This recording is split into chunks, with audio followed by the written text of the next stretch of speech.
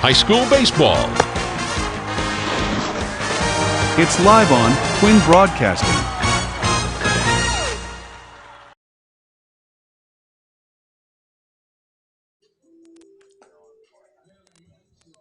Well, good morning, everyone, and welcome to Quinn Broadcasting's version of Breakfast at Wimbledon. Although we are playing baseball and not tennis, I had to use it. A Saturday morning, absolutely. You know what you meant. That's all that matters. And I'm sure a lot of people out Well, there know. yes, I'm sure a lot of people that are not my age. Fred Melendez and Ariel Melendez set to bring you Saturday morning baseball here from Mike Trout Field on the campus of Millville High School, of course. Today, the Thunderbolts will host the Crusaders of Delsea Regional. Delsea coming in with a 19-4 record. Millville starting this game at 9-11. And I think something a little important to note is how Delsea started the season. They started the season 17-0, something we were a little familiar with when Millville, the girls, took on Vineland. Exactly. But since then, they are 2-4 to get to that 19-4. So it's been a little bit of a struggle since they first lost. It was to Cumberland. I think that was a close 10-9 final, if I remember what we looked at correctly. Yeah, that's correct. So since then, though, they struggled a little bit. So Millville has a good chance here to get a team that's maybe scuffling a little bit. Some of the key players for Delsea include Ethan Du Bois, Alex Grippo, Cole Hudson, and Charles Six, all of them leading the attack with at least 22 hits apiece. And a lot of RBIs as well. 22 RBIs for Du Bois, 17 for Grippo, 16 for Cole Hudson, and 15 for Charles Six. So they have scored some runs and batted in a few runs this year. We are set for baseball. And the first pitch of the game from Carson Reed is a strike called. Glad to have you with us here on Quinn Broadcasting, Facebook Live and YouTube Live and on Channel 22. Pitch sails way outside. Count evens up at 1-1 strike. Hopefully we have a lot of early bird fans tuning in today. Reed ready with the 1-1 pitch. Oh, got him to swing and miss. So Du Bois is behind in the count, 1-2. 32 hits to lead the attack for Delsea. Great leadoff batter. And that pitch sails inside. And he's also the starting pitcher for Delsea as well. It's always a little bit different in high school, the way players bat and hit and whatnot, so it's a little unusual to see the pitcher being the one to lead off, but you can see why he is. Count goes full. 3 balls and 2 strikes. Du Bois will be followed by Milo Gebhard and Austin Buchanan, the first 3 Crusaders to bat. And after being up 1-2, it winds up being a leadoff walk to Du Bois.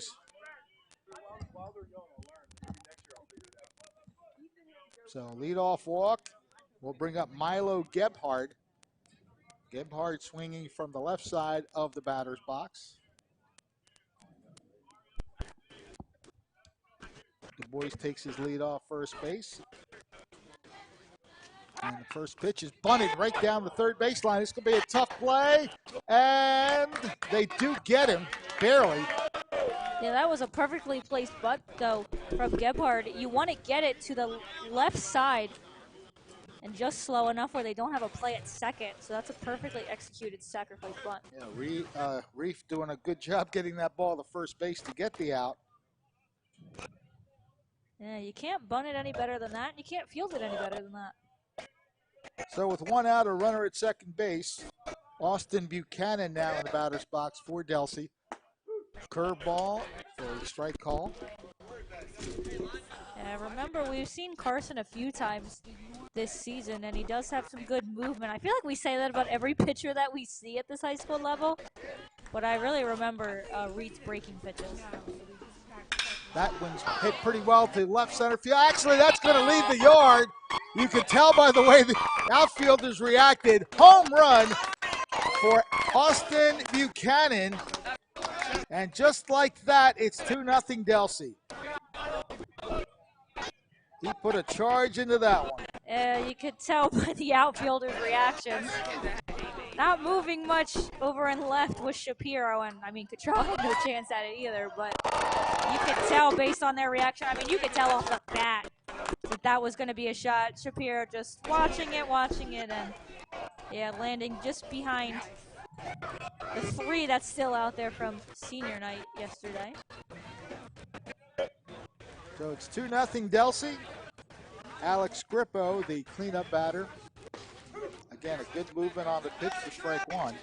And we talked about all 4 of those Delsea players that have carried their offense. You know, Austin Buchanan wasn't one of them, but he sure put his mark on it. This is grounded to second base where Mulherrin gets the out at first. Yeah, good stretch from Lasavita over there.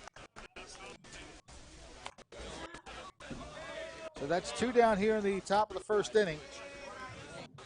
Brings up the shortstop, Ryan Luby. 2 runs across on a 2-run homer from Austin Buchanan. First pitch sails inside.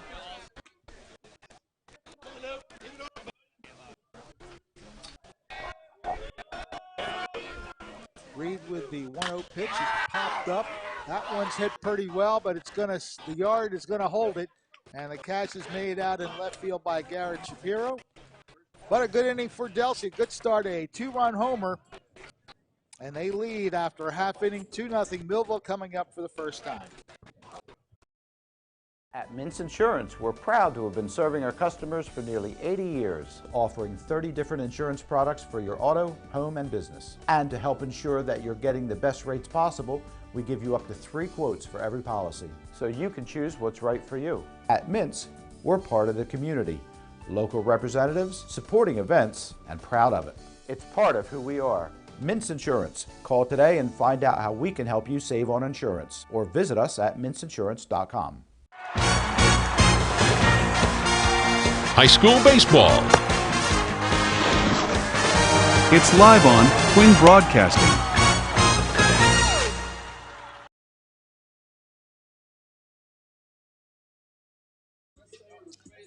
Starting pitcher today for the Crusaders of Delsea Regional is Ethan Du Bois. He is their leadoff man and their leading hitter as well. We mentioned the fact that he's got 32 hits, has scored 21 times, now 22 with today's run. He's got 3 home runs on the season as well, so pretty well-rounded player right there. Defensively for Delsea, we'll just run off the list here. In left field will be Alex Grippo. The center fielder is Milo Gebhardt. And playing out in right field is Gavin Resick. All right, there we have it. The third baseman is Andrew Weir. Shortstop, Ryan Luby. Second baseman is Austin Buchanan. And at first base is Cooper Mulhern. The catcher will be Jax Familiar. And, of course, we mentioned the starting pitcher there is Ethan Du Bois. So there you have the defensive alignment and now the batting order. And we'll take a look at Millville's lineup here. Batting first at second base, Cole Mulherrin. Out in center field, Mario Cottrell Jr. DHing today is Kevin Dick. The cleanup man at shortstop, Brady Middlecoff. Trevor Yeager behind the plate, he's catching. Garrett Shapiro out in left field. Gabe Reef, the third baseman. Rocco Lasavita at first. And Pat Tull is in right field. And the starting pitcher again, Carson Reed. So Millville has some work to do right from the get-go. See if Mulherrin can get on base to lead off the inning. Bouncing in.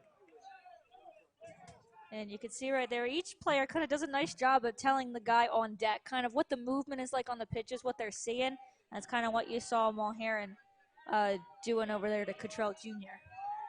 That pitch sails high, so it's quickly 2-0 on Cole Mulherrin. Du Bois with the 2-0 pitch. That's down low. Delsea led off the top of the first with a walk. Let's see if Millville can follow suit. There's a strike on the inside corner. Yeah, Mulherron was taken all the way on that one. The boys trying to come back on a 3-0 count, has the first strike. 3-1 offering is smacked to center field, but right in the tracks of the center fielder. So Milo Gebhardt puts that one away for out number 1. Good job to come back in the count there and get Mulherron to swing. And I mean, there's not much else you can do on a swing like that. Drove it pretty well out to center field, just unfortunately right at the center field. The only thing you can do as a batter is hit it as well as you can. See how Mario Cottrell Jr. fares in his first at bat. He looks at ball 1.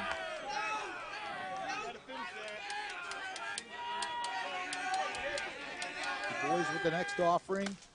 That one sails high and in. So he's falling behind the first 2 batters.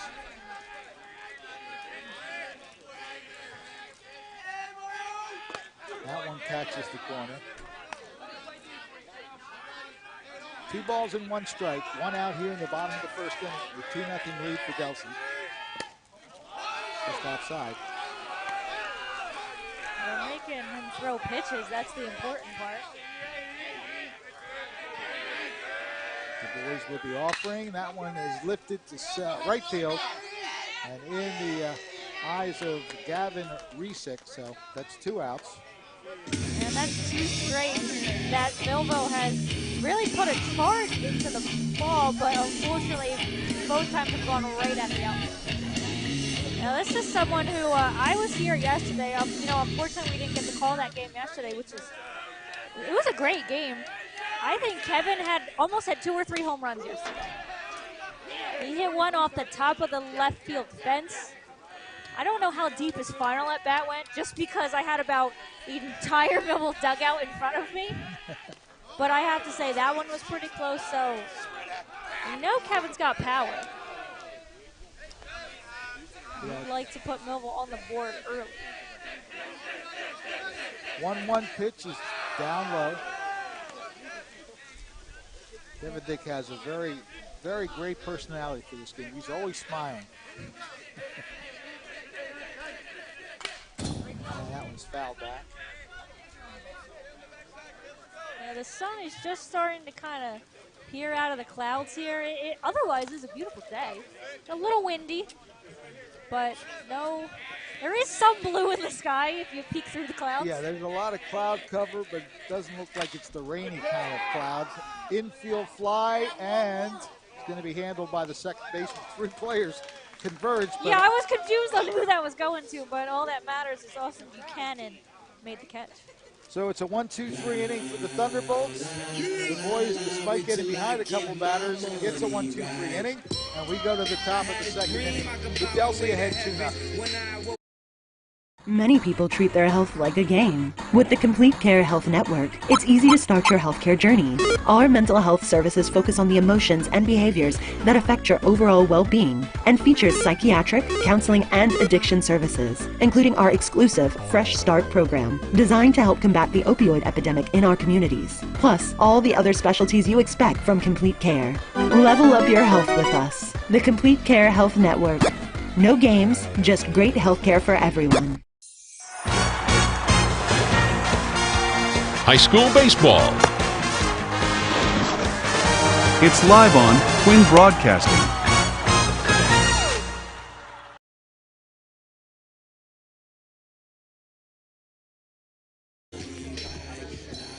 One inning in the book. Delsea with a 2-run first inning leads 2-0. As our starting pitcher, Carson Reed, warms up for the second inning. Taking a look at Delsea's starting lineup, we saw a couple of these players bat in that first inning, but Ethan Dubois, I'm so familiar with it being Dubois that I almost went with Dubois, but we were going to go Dubois today. He's leading off as the pitcher. Milo Gebhardt in center field, Austin Buchanan at second, Alex Grippo in left field, Ryan Luby, the shortstop, Charles Six, the DH, Gavin Resick in right field, Jax Familiar, the catcher, and Andrew Weir, the third baseman. All right, so the first batter will be Charles Six.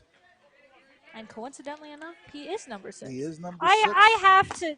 And he's in the 6th spot. Yeah, I have a feeling the number 6 part has to be on purpose. If not, it's very ironic. I like the fact that he's also in the 6th position. I wish he was the shortstop. And he is an unassisted play by the first baseman, Lasavita. And that's one out here in the top of the 2nd. We could have done the whole trifecta and made him the shortstop as well. So maybe we didn't want to go too many 6s there. I'm surprised that they maybe. I don't know if batting in the 6th hole was intentional, but I hope it was. Gavin Resick now in the batter's box, looks at one outside, bouncing up on high on the fence. A lot of movement on it, but I think a little too much movement. The way that almost curved in and then all the way out. Next pitch is bit inside and high. 2-0 on Gavin Resick. One out here in the top of the 2nd. That catches the corner. Yeah, I've talked about it with Reed before. He's always so quick and efficient to the plate. Doesn't waste much time in throwing a pitch. He'll get the ball back here, and then he's already ready in his windup. He's got a 3-1 count to deal with. Swing and a miss. And he got Resick on a big swing and a miss there. Maybe look like a little bit inside. Payoff pitch. Grounded in the hole. Juggled and knocked into shallow. Well, it's still on the infield. But. Yeah, it was a nice effort over there at third by Reef. He just unfortunately couldn't handle it.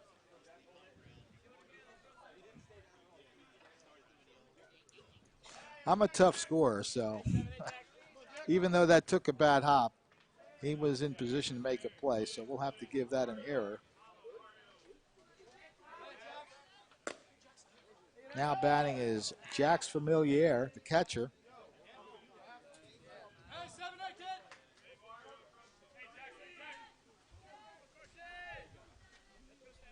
One-0 pitch on the way. That one slashed into the hole. They played a little hit and run. And that played it perfectly because Middlecoff was going to second base, which left the gap wide open, and he put it through the perfect spot.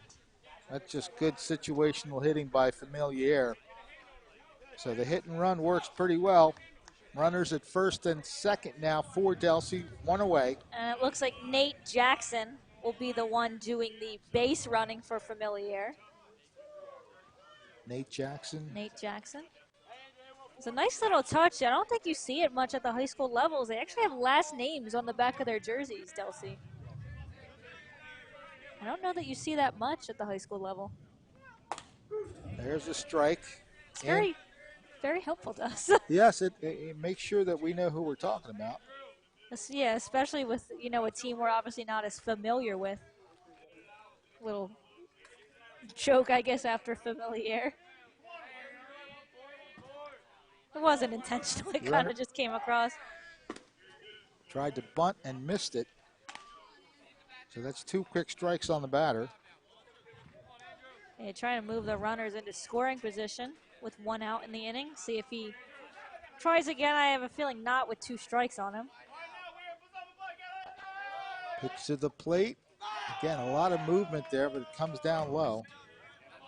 Yeah, he's getting the movement he wants on these pitches, but he's not finding a way to locate some of them.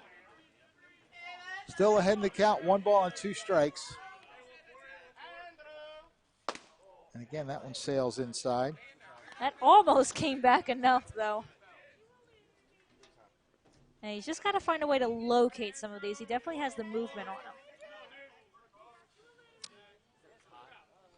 And I think Yeager either didn't have the call, didn't like the call, on what pitch they want to go with next. Runners take their leads off the bag. 2-2 count on Weir. Almost hit him. Throw down to second.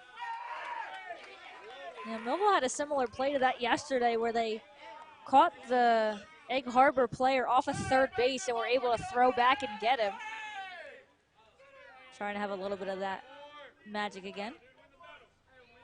Full count pitch, so this is the payoff pitch from Reed. And it's ball 4.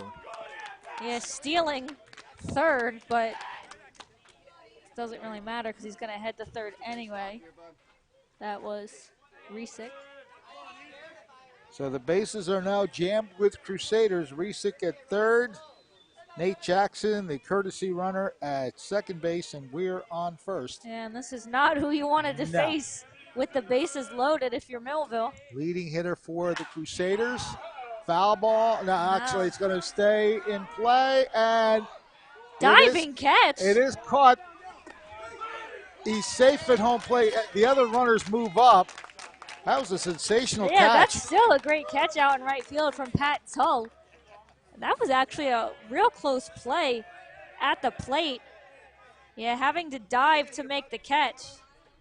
He's somewhere out there. There he is. There he is. Perfect time, and he gets up quickly to throw this ball. I don't know if you'll see it here. Yeah, just getting the feed in to score that run was Resick, sorry. That one's grounded to Lasavita. Again, he's going to do the unassisted thing, and he'll get the third out of the inning that way. But again, Delsea tacking on a run. They do it on just one hit, one error, and 2 men left on base. We head to the bottom of the second inning, and it's 3-0 Delsea.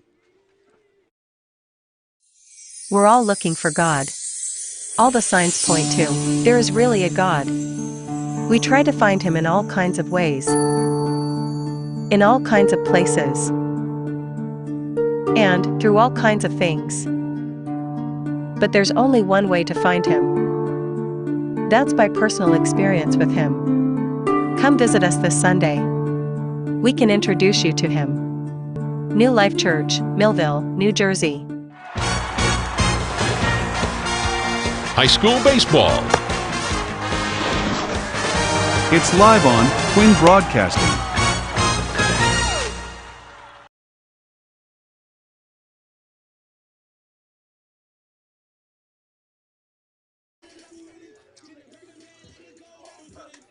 On the mound for Delsea today is Ethan Du Bois. Looking to get his second shutout inning. He went 1-2-3 in the first.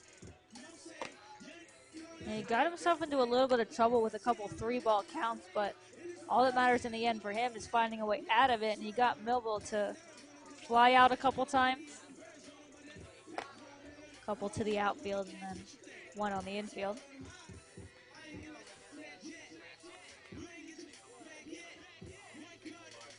Middle of the order coming up for the Thunderbolts. It'll be Brady Middlecoff, Trevor Yeager, and Garrett Shapiro.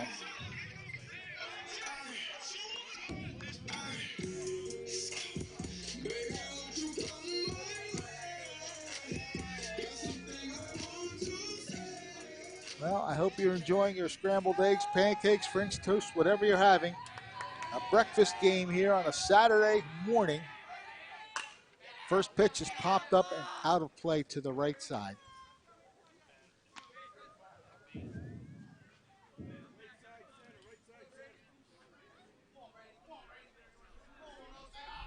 Next pitch to Middlecoff. Did that catch him? Yes, it did. Looked like it got him in that back shoulder.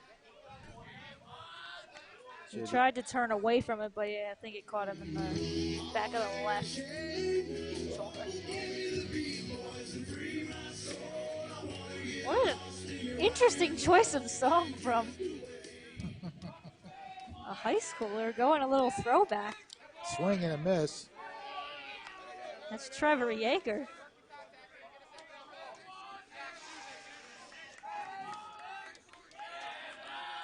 The 1-strike pitch, swing and a miss. Yeager's taken a couple of good cuts. That's some good pitches nonetheless.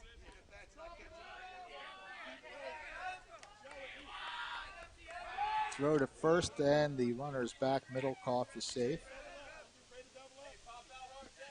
They say get the jersey dirty. Just a little high. You can see that Yeager kind of twitched at it. A lot of players like that pitch. Plus, you're having a 2-strike count, so you got to be careful not to let strike 3 go right by you. But it does on that pitch. Yeah, he gave a good effort. Looked like he was just behind some of those pitches. So that's one out here in the bottom of the second inning. It brings up Garrett Shapiro.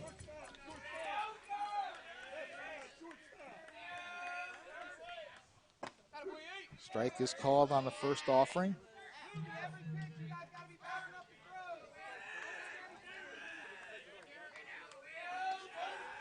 The 0-1 pitch is actually a pickoff move. Middlecoff getting back.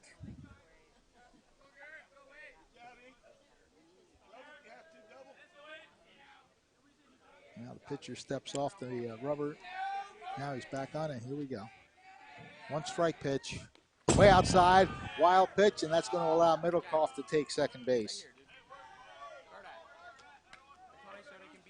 So Middlecoff now in scoring position. The count is 1-1 strike. Middlecoff would like to complete his tour of the bases here. Let's see if they can get him around. 2-1 the count on Shapiro.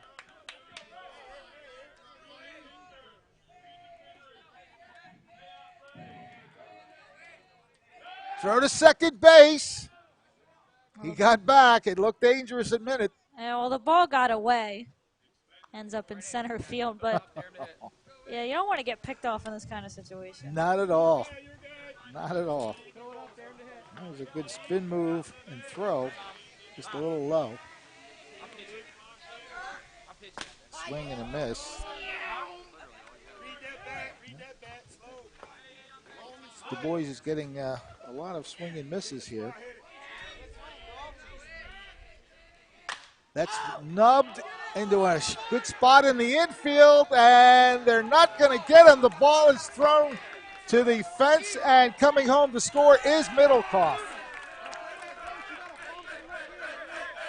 So an infield single and a throwing error. That will be a single for Shapiro. No RBI, of course, because the runner scored on the throw. Infield single and an error on the throw. Tells you how bad my eyes are because I didn't think he threw the ball. But it ends up working out for Millville. I'm honestly surprised he ended up throwing it. They're going to second base on that play, and the throw to first. Well, it almost got scooped up. If he had made the scoop, they might have turned a double play there. That's the right play, though. Kind of a slow-rolling ball. Right away, yelling to go two to get the lead runner. And if you have any opportunity to, that's what you want to do there. So, but a nice job to leg it out and make it to first for Reef, even though the ball did end up getting away. So there's two outs now. Rocco Lasavita in the batter's box for Millville.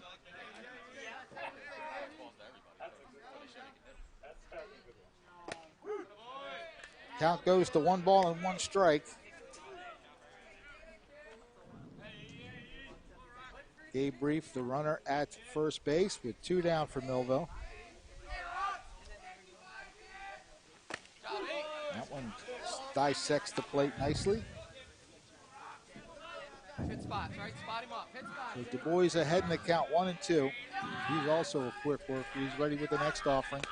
Sails outside.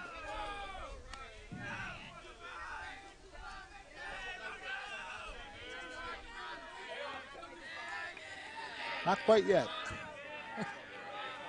2-2 offering is lofted foul along the right side.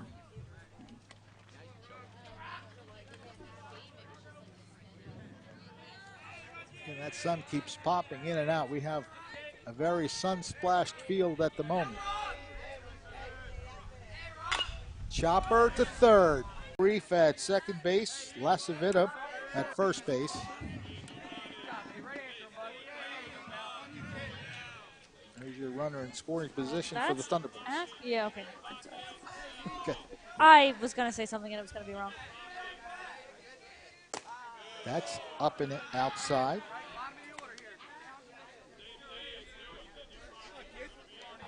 You want to try to capitalize on a couple miscues in this inning defensively for Delsea. And that pitch is high. So it's a 3-0 count. Yeah, I have a feeling Toll is probably going to take this one wherever it is. That's one strike. Now you're in a position where if you like it, go for it. Swing and a miss. Well, you probably don't like that one enough, but back in the count now. Well, the runners will be breaking on this pitch. 2 outs and a full count, although he does turn back, but nobody was really being held on. Yeah. Here we go. Grounded to second. The throw will be to first base, and it is in time. So the play made by Austin Buchanan. Millville does come up with a run. There were 2 errors in the inning and a 1 hit, and they leave 2 men aboard. After 2 innings of play, Delsea leads Millville 3-1. At Mintz Insurance, we're proud to have been serving our customers for nearly 80 years, offering 30 different insurance products for your auto, home, and business. And to help ensure that you're getting the best rates possible, we give you up to 3 quotes for every policy, so you can choose what's right for you. At Mintz, we're part of the community, local representatives, supporting events, and proud of it. It's part of who we are. Mintz Insurance. Call today and find out how we can help you save on insurance, or visit us at mintzinsurance.com.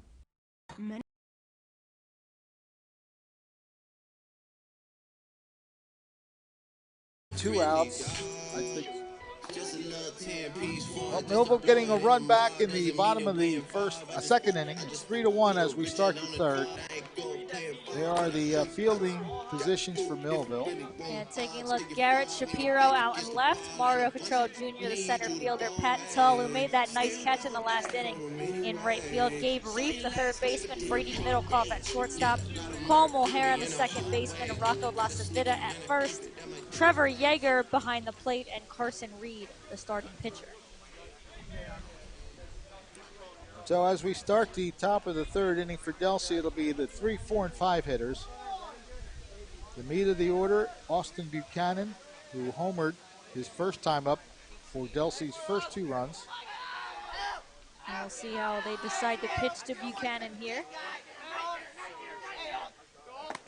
Well, there's that movement again, but this time he gets it across the plate. Yeah, you got 1 run in that previous inning, so if you're Reed, you want to just try and hold the score where it is. Chopper to third. Good. Already dropped it. He still has time to make the play. Hey, stay with it, Gabe Reef, and he did to make the out at first base. Yeah, he stopped it right in front of him, which definitely helps. No panic in the decision. He had plenty of time with the runner to get it over there. Yeah, bobbles it just a little bit, picks it up, but the runner's barely even out of the box. And is out by more than a few steps at that point. It's a good job of stopping it in front of him so he could collect himself and make a good throw. Yeah, Reed's finding a way now to get those breaking pitches to hit. Chopper, this is going to go foul. Like the third base coach made an air quote attempt at getting the ball. Did he do an Olay? He didn't really go for it. He kind of put his hand out, closed it as if he was going to grab it, but it's a little bit out of his reach. You can take a look at the Delsea dugout.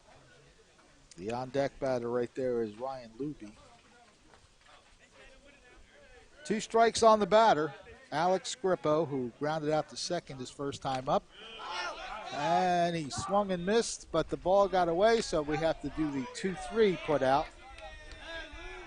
That is the first strikeout of the game for Carson Reed. So the first 2 batters are retired. See if Millville can get a 1-2-3 inning here, which is what we mentioned about. When you get a run in a previous half inning, you go and get the 1-2-3 or a shutout inning. That's what you're looking for, and there's a strike. Yeah, you want to try your best to keep it at a 2-run deficit. It's not a big beautiful deficit for Millville to come back from. Yeah, he's found a way to locate them. I'll tell you what, Luby just... There's nothing you can do. His shoulders drooped when he saw that pitch. That one's lashed into center field, so he quickly makes up for that strike. by lashing a single to center. A 2-out single for Ryan Luby. And hit it just out of the reach of Middleclough. There's really nothing he could have done unless he went for maybe the acrobatic dive, but yeah, just gets over his head in a nice roll to Cottrell Jr. in center field. That'll bring up Charles 6. He grounded out to first base his first time up. 2 outs, a runner on first. Catching the corner. And Reed's getting those first pitch strikes in. That's important. You don't want to get behind in the count. Throw to first base. They get him! What a pickoff move from Reed.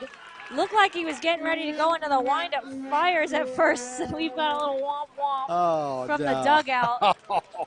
But that is a perfect pickoff move from Carson Reed to get the third out. They get the 1 hit, but the runner is picked off. So we go to the bottom of the 3rd inning. Delsea with a 3-1 advantage.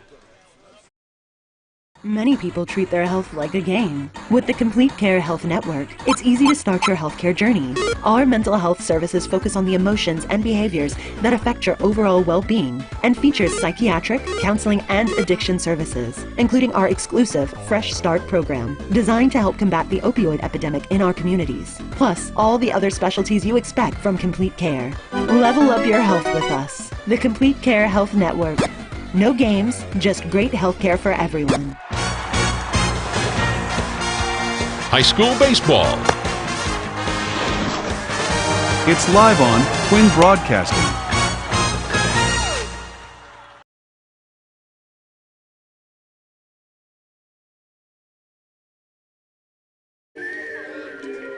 Heading to the bottom of the 3rd inning here at Mike Trout Field in Millville.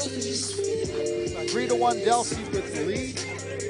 And the Thunderbolts will send the top of the order to the plate. 1, 2, 3 hitters. Cole Mulherron, who lined out to the center field area his first time up. Pitches high and in.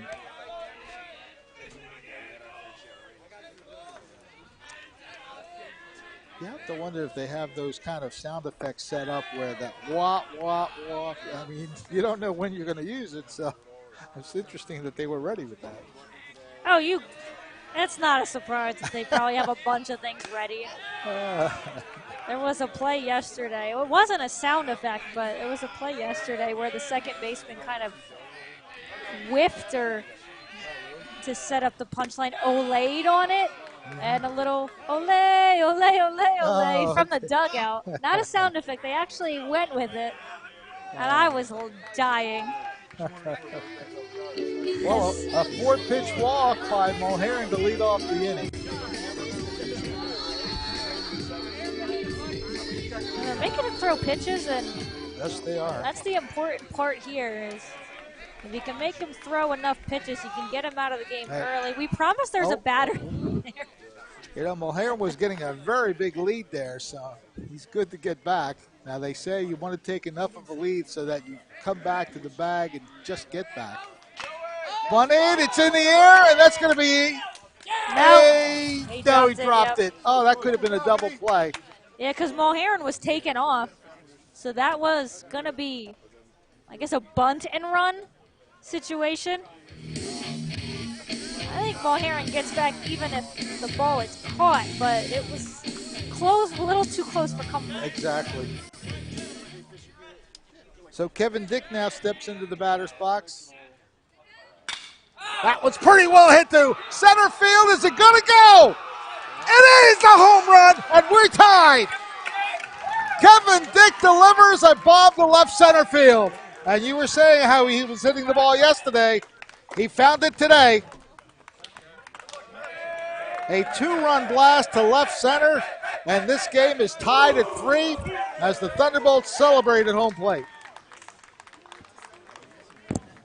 Boy, he got all of that one. Yeah, he did almost to the same spot as he hit it yesterday. This one just having enough to get out. Because he hit it around that area yesterday, that left center area. where it just went off the top of the fence. We're able to put just a little bit more power underneath it. And we are all threes, 3-3, bottom three. And 2-ball count now on Middlecoff. He was hit by a pitch his first time up and scored Millville's first run. Yeah, these two played a tight game the last time they faced. It was early in the season. Delsea edging out a 4-2 win in that one. We mentioned they won 17 straight to start the season and have since gone 2-4 since their loss to Cumberland. So Delsea feeling a little shaky these last couple games. And Millville finding a way to jump on it here. Well, they are forcing a lot of pitches to be thrown by Ethan Du Bois.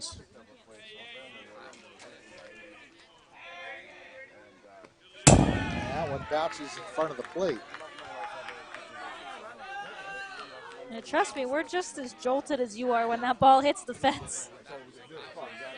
We do have a little field mic down there, so we're really getting all the sounds. Swing and a miss. So the count now goes full. I think it's just 2-2. 2-2? Yeah, that's what the scoreboard has. The scoreboard at the field has. That one's lashed into the right center field area for a single. Good piece of hitting to the opposite way by Brady Middlecoff. So he's on for the second time. And still just one out in the inning. Nice piece of hitting from Middlecoff. Put them where, if I want to be correct on the saying, maybe not grammatically, put it where they ain't. That's right.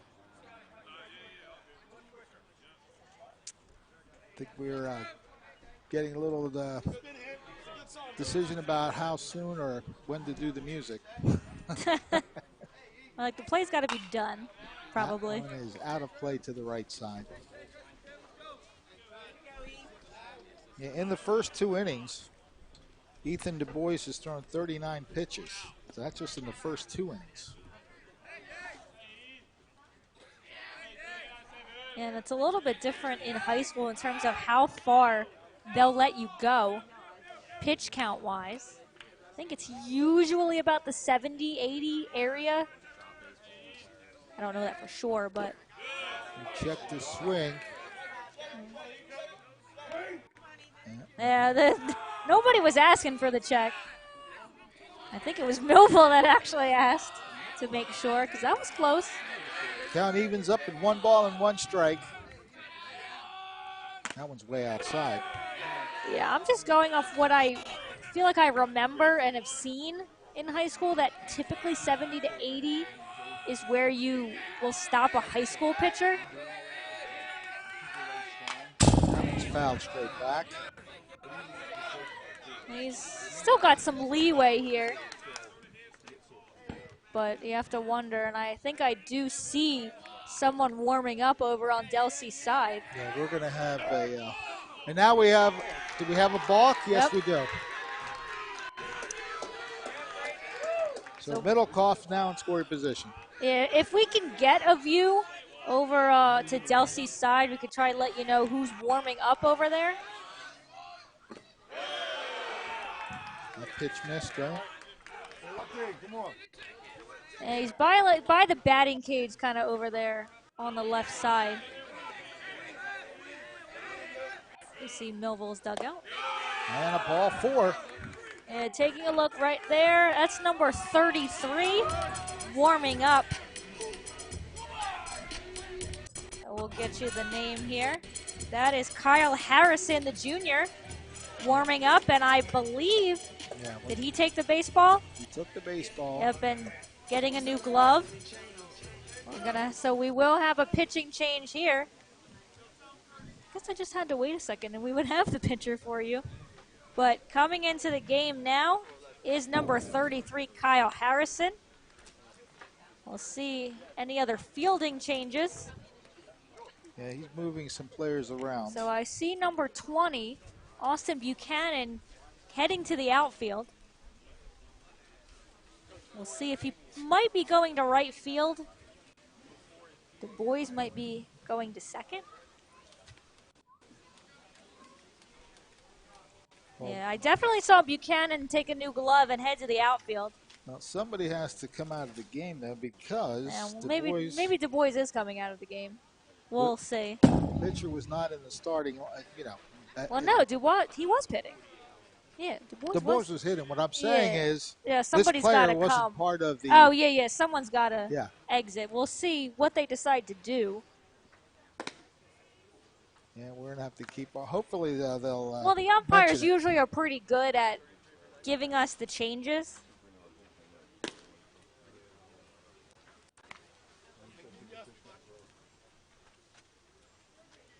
My question is, what spot in the lineup will this pitcher be? I guess in the DH We'll kind of spot? figure out. I have a feeling we'll probably figure it out as they come up. As umpires still getting all the changes here. So let's try and see. You see the boys walk off the field maybe. Okay. And well, Millville doesn't even have a 33 on their roster. Well, Oh, I guess he is. They're pointing out the Delsea or the umpire's pointing it out. So we do have the new pitcher, Harrison. We'll see if the umpire is. They usually are kind enough to kind of yell up here on what the changes are. Let's see if we get that, because other than Buchanan heading to the outfield, we need to figure out some other things.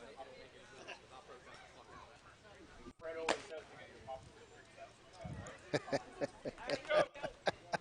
guess we're not going to get the changes. Well, my question is, where are they inserting the pitcher? I guess we'll figure that one out as we go. All right. Well, we'll get the changes for you as best as we can once we figure them out.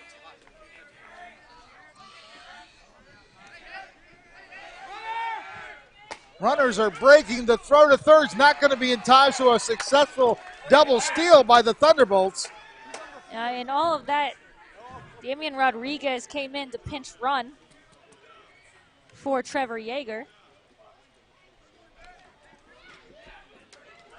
Well, we're getting the coach and the umpire talking again. Yeah, the Delsea coach is talking with the I'm not umpire. sure what. The umpire's trying to explain something, so I'm not sure what. So who's running for Yeager so here? That is Damian Rodriguez. You see him right there on second base coming in to run for the catcher, Yeager. All right, well, it's a cordial conversation, so all is well. And Garrett Shapiro will come up again, still 1 out in the inning. 2 runners now in scoring position. 1 strike on the batter. And Delsea's going to play in. Anything is going home. Time is called by the batter.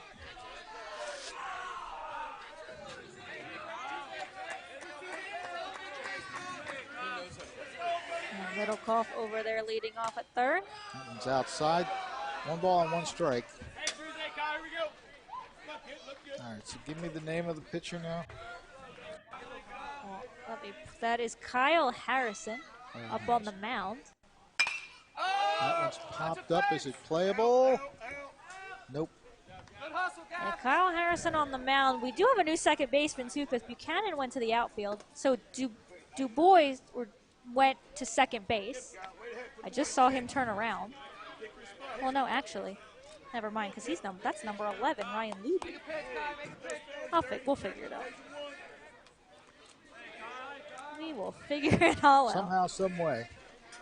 So 1 and 2 the count now. Ooh, that one had some movement. Almost came back across the plate.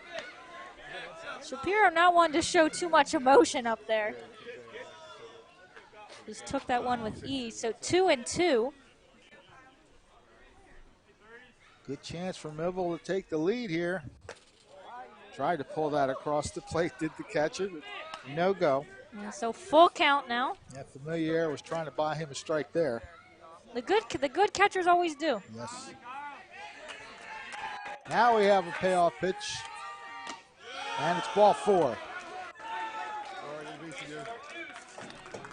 Okay, so yeah, that is Luby now at second, number 11. All right, so we'll do some All right, so that's okay. So the shortstop, we have to hopefully get a view of a number. Well, more important for Millville is they have the bases loaded. Gabe Reef, the batter. Now where to put him? That one smacked pretty well in the gap, I believe. Yes, it is. That'll score at least one. And quickly coming home to throw to the plate is not in time. A 2-run single. Gabe Reef delivering big time. And Millville, with a 4-run rally so far, leads 5-3. That was well stroked in the right field.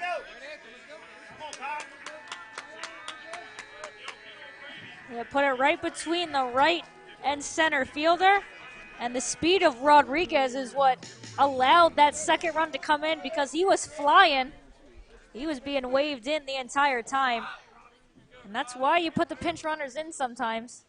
You get that speed on base. Yeah, he was going full tilt, that is for sure. Yeah, you pinch run because you want to get your catcher out of there so he can get the gear on and everything, but you also put some speed on the base path. That one's going to go foul, so it's a quick 0-2 count.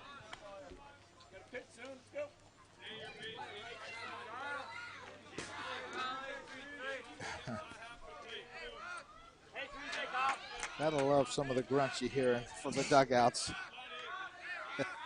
Imagine being in the dugout and hearing it.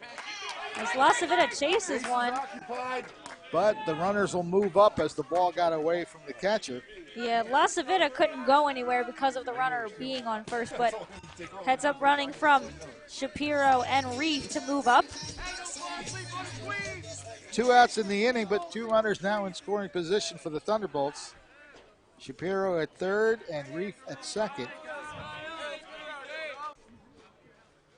Swing and a miss.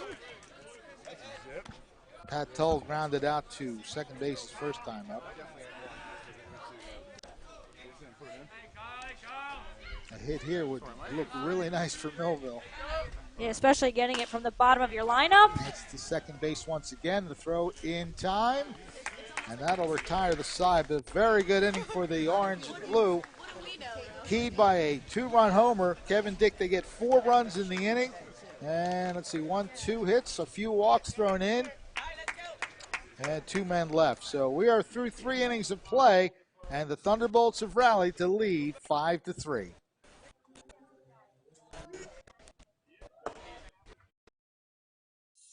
We're all looking for God.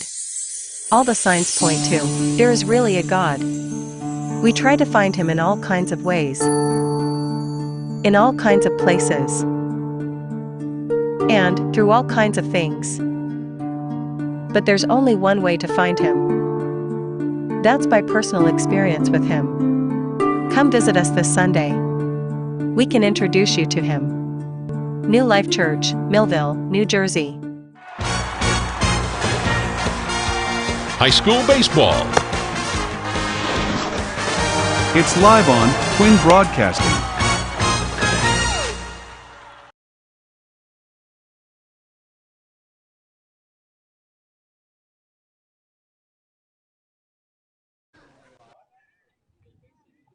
We are back for the 4th inning. Millville rallying for 4 runs in the bottom of the 3rd to reverse the lead.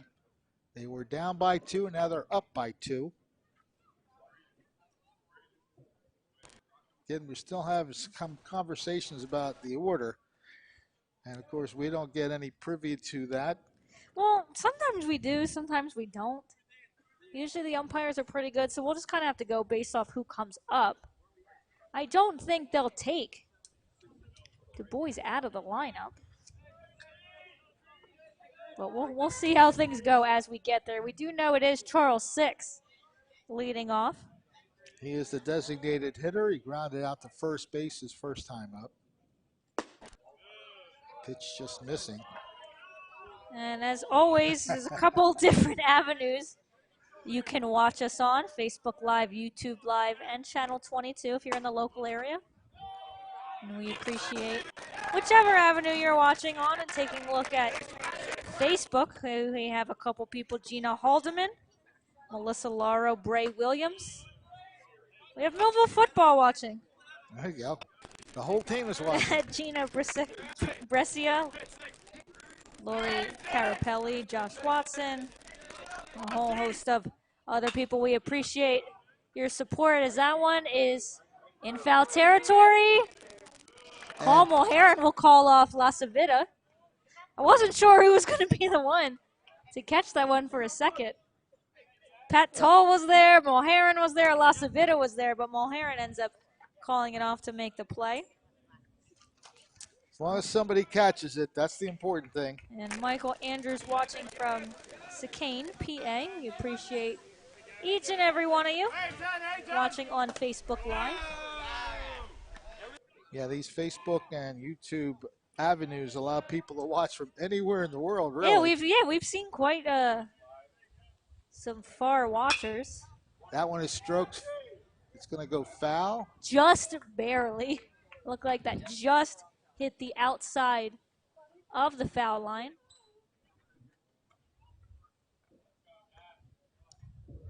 That should make it a 1-1 count by the scoreboard. They had a 1-0 count, and that foul ball will count as a strike, so I'm guessing it's 1-1. Umpire verifies that. One out here in the top of the fourth. Bases are clear at the moment. 2-1 the count.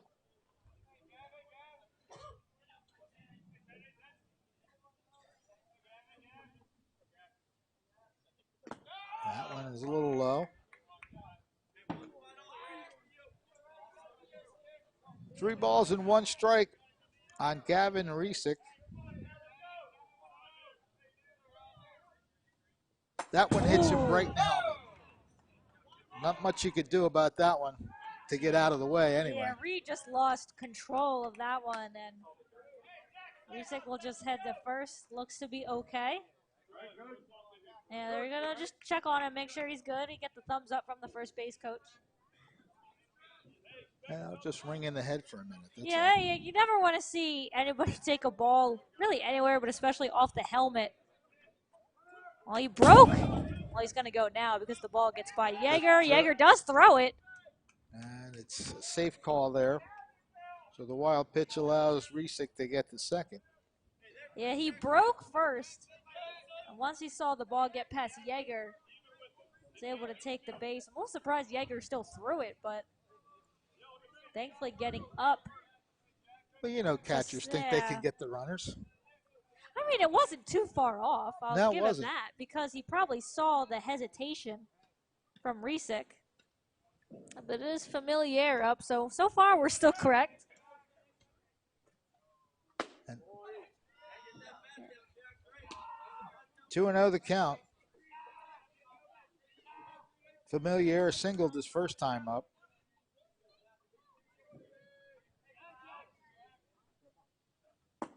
That's a strike call.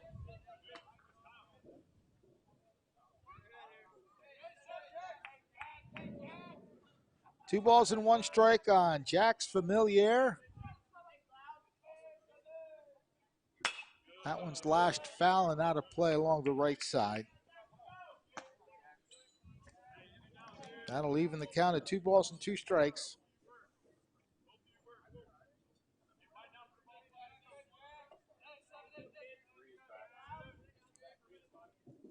Runner at second base right there is Resick.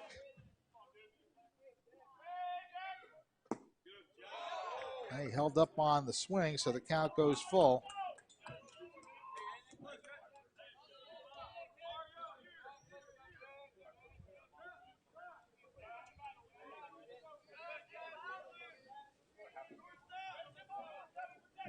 Payoff pitch time. Ball 4. And the ball gets away, so that'll allow Resick to move to third.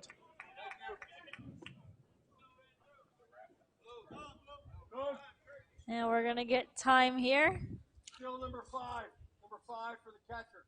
And we're also going to have a little base running change, number 5. Is that Nate Jackson again? I don't have a number for him, though.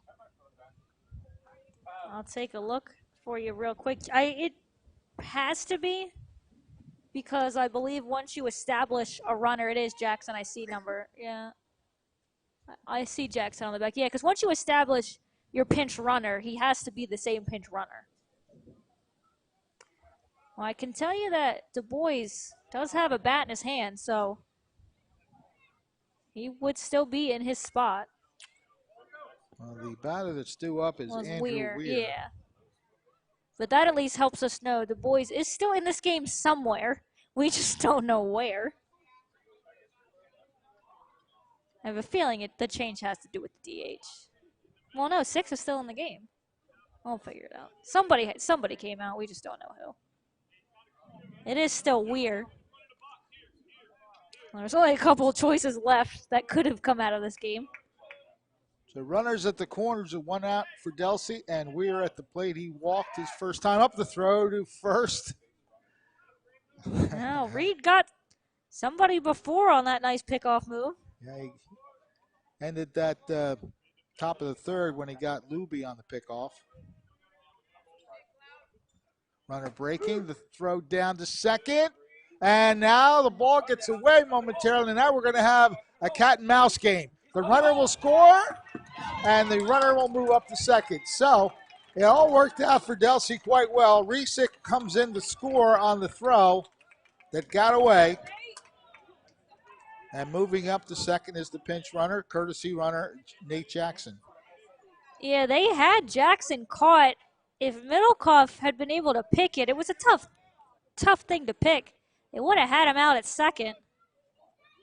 But nice base running from Delsea to get that run in. Millville did what they needed to do by throwing it home. Yeah, Middlecoff keeping an eye on third, keeping an eye on first. La Civita will go home here as the pitch gets away and Jackson now moves up. So Delsea's not going to go away too quickly here. 5-4 with the tying run now at third base. Nate Jackson right there looking to come home.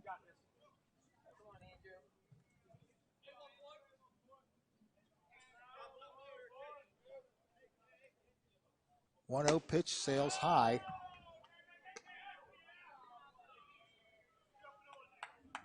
One out in the inning, 1 run across. Reed's next offering is a good pitch for a strike. Getting good movement on that. 2 balls and 1 strike.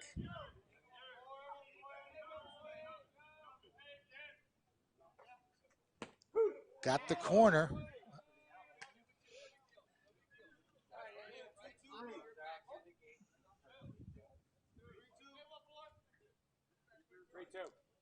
And we're getting a confirmation on the count. I believe it's 3-2, but the scoreboard has 2-2. So the 2 umpires are going to now chat. The scoreboard says 3-2. Yeah, so we'll see what they say, but it should be 3-2 from our count. I said something, but I'm going to assume we're going with the full count here. Well, he will probably mention it here. Let's see. Yep. Yep, full count it is. Next pitch to Weir. Fouled away, and a pretty nifty catch off the fence by one of the coaches of the Millville squad. That's pretty good, because you don't know when that ball is going to come out. I think he caught it behind his back. Next pitch catches the inside corner for a key second out. That is a big-time strikeout from Carson Reed. We'll take a look at it right here.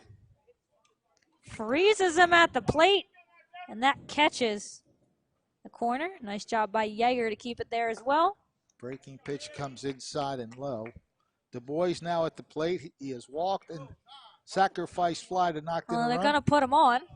Okay. They're just going to, what they call it, intentional walking away? Yeah, because they decided just to put him on instead for Gebhard, who is has the sacrifice bunt and the unassisted play by La Civita, so he's going to want to prove Millville wrong here. Fakes the bunt and takes the ball. Interesting. Maybe a squeeze play kind of thing. The runner wasn't really breaking from third. At least it didn't look like it. I don't know that that's the choice. We'll see if they try it again. Runner breaking from first. The bunt is down. Just go one, yeah. First. He doesn't pick it up. And now nobody's covering third. Wide open for the taking. Now second's wide open. Oh, Millville's just collapsing on this defensive side. You don't even throw that. I'm just going to be honest. You've got no one covering. You don't even throw that to third. Yeah, if you're La Civita, just hold that. Because you didn't have Middlecoff on third anyway.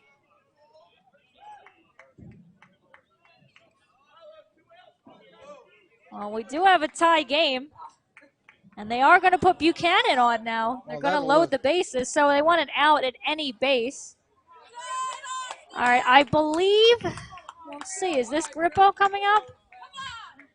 Because we still don't know a change that's happened yet. I think it is still Grippo. Yep. We're going to have to figure something out because everyone that's been in the lineup is still in the lineup. Bases are now loaded with 2 outs and a beautiful curveball. Unless 6 is actually in the, I don't know.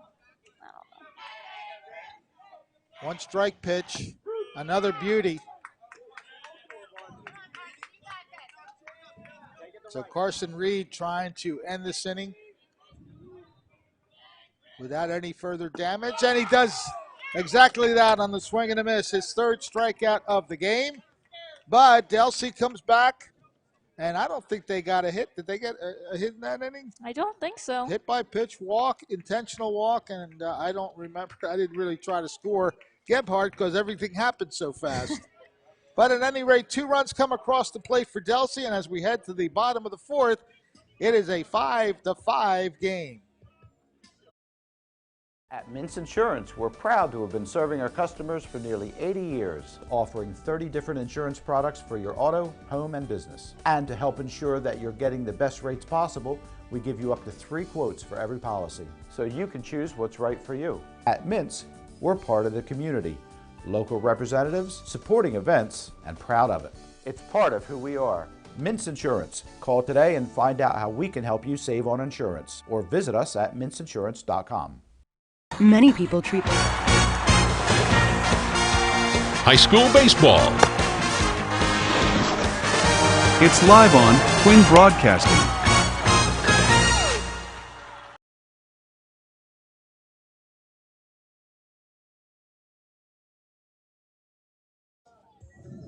Well, Delsea has fought his way back as Millville had taken a 5-3 lead, but 2 runs in the top of the 4th.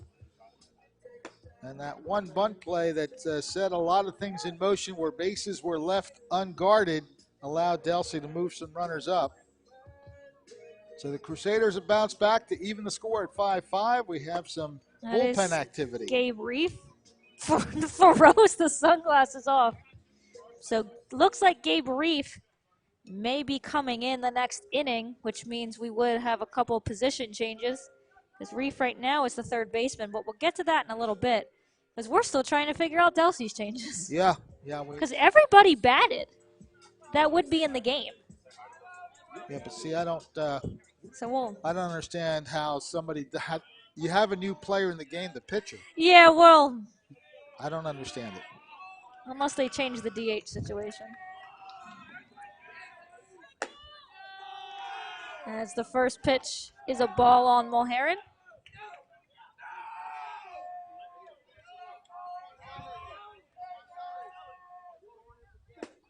1-1 the count now. Mulherrin has walked and lined out 0 for 1. He did score one of the 4 runs in the 3rd inning as Millville did bat around. Ooh, that one came back across the plate.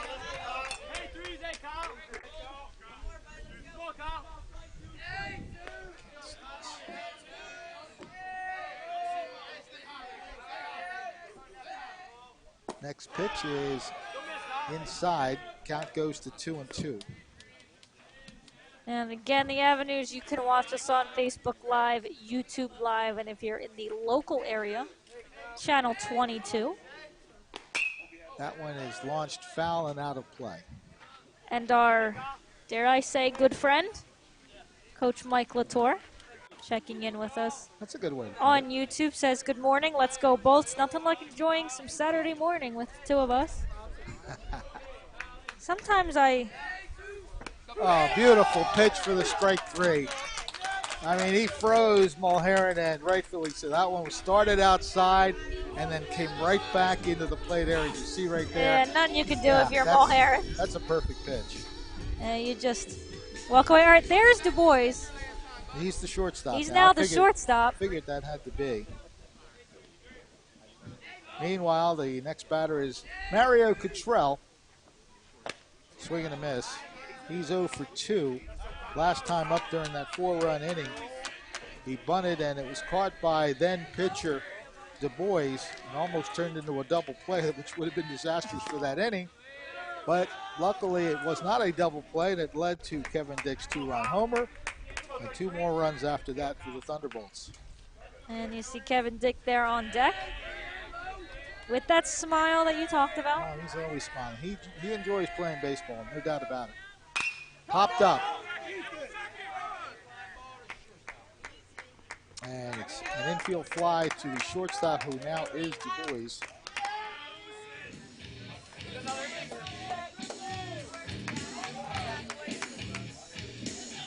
Well, if the starting pitcher's now at shortstop, the shortstop went to second base, so the second baseman, Austin Buchanan, must be in the game. No, he's in the outfield. I saw him go to the outfield. Okay. I want to say he's in right field, but don't quote me on that one. All right, first pitch to Kevin Dick is a ball. 1 for 2 with that 2-run homer. That one's popped up, out of play to the left side. And we're going to try and get, that is Buchanan in right field. Okay. So, who was the starting right fielder? That was Gavin Resick, who batted. Right. Oh, man. I don't get it. We're still utterly confused. Well, this is what happens when no changes are sent to the press box. I guess because it was too many. Well. As your pitcher went to short, your short went to second, your second went to right. Your right fielder is still somewhere. My only concern is that they inserted another player with the pitcher who's now working. That one's hit pretty well. Again, could it be a 2-home run game for Mr. Kevin Dick? Almost the same spot. He almost hit 2 yesterday, so he decided to hit 2 today. Well, as some people might say, have a day, Kevin. A little late senior night celebration puts Millville up again. 6-5. And Kevin said, I almost had a couple yesterday. Let's just hit a couple today. A clutch 2-out hit, too. And as you mentioned, almost a nearly identical spot. And he got all that, and that's a hanger from Harrison. And a little bit further over. Pretty much the same spot, though, yeah. Very similar. That's a pitch if you're Harrison. Yeah, don't throw that again. I think we have 2 quick strikes on the next batter. Or just 1, I'm not sure. It sounded like he said 2. We'll call it 1-1. Actually on the count. Brady Middlecoff was hit by a pitch and singled. So he's 1 for 1. He scored 2 runs. That's outside.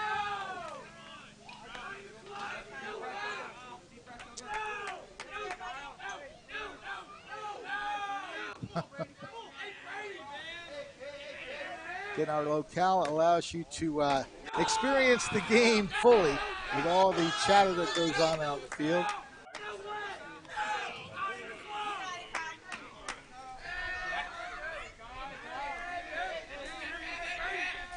Oh. Well, if it's a balk, That would be ball 4. But I guess they decide Yeah, it's I think- no. Maybe it is. Yeah. Middlecoff looked at the umpire as if to say, "Do I take my base?" And Harrison just went full speed to home plate, except the ball didn't go with him. Yeah, the ball stayed in his hand. So I guess that's deceiving the And batter. I believe that was Kevin Dick going, "What are you doing?" And Harrison's probably wondering the same thing. All right, so that'll bring up Trevor Yeager. 0 for 1 with a walk and a run scored. Looks at ball 1. Usually, if you hear a loud yell from the dugout, 99% chance it's Kevin Dick. Well, he's made some noise with his bat today as well. 2 home runs in this game. Hey, right after him, down the hit, dude. 2-0 the count. 2 outs and Middlecoff at first base. That pitch is high. And they're going to go out and talk to Harrison.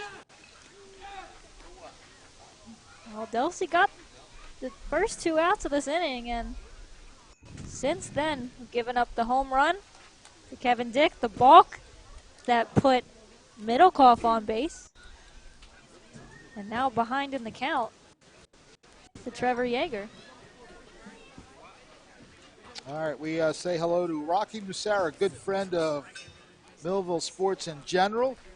And I'll be genuine on good friend on that one.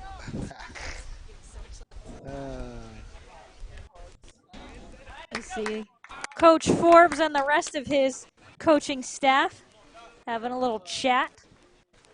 They've got to be happy with the effort they've had from these players today. full count pitch, 3-0 pitch is called a strike. So that turns out to be a pretty good mound meeting. And typically, you just got to give your pitcher a second to maybe calm down a little bit. And there it is on the outside corner. So he works his way back into a full count. That will allow the runner to break on this next pitch. Brady Middlecoff at first base. 3-2 counts and 2 outs. There he goes. Pitch is high for ball 4. I really hope I'm right in this Kevin yelling, because it does seem like some things he would say. As I heard, that's not even close. So 2 runners on for Millville. They've done their damage with 2 outs in this inning. So Shapiro will try to keep the train moving. Shapiro on the day. Infield single on the walk.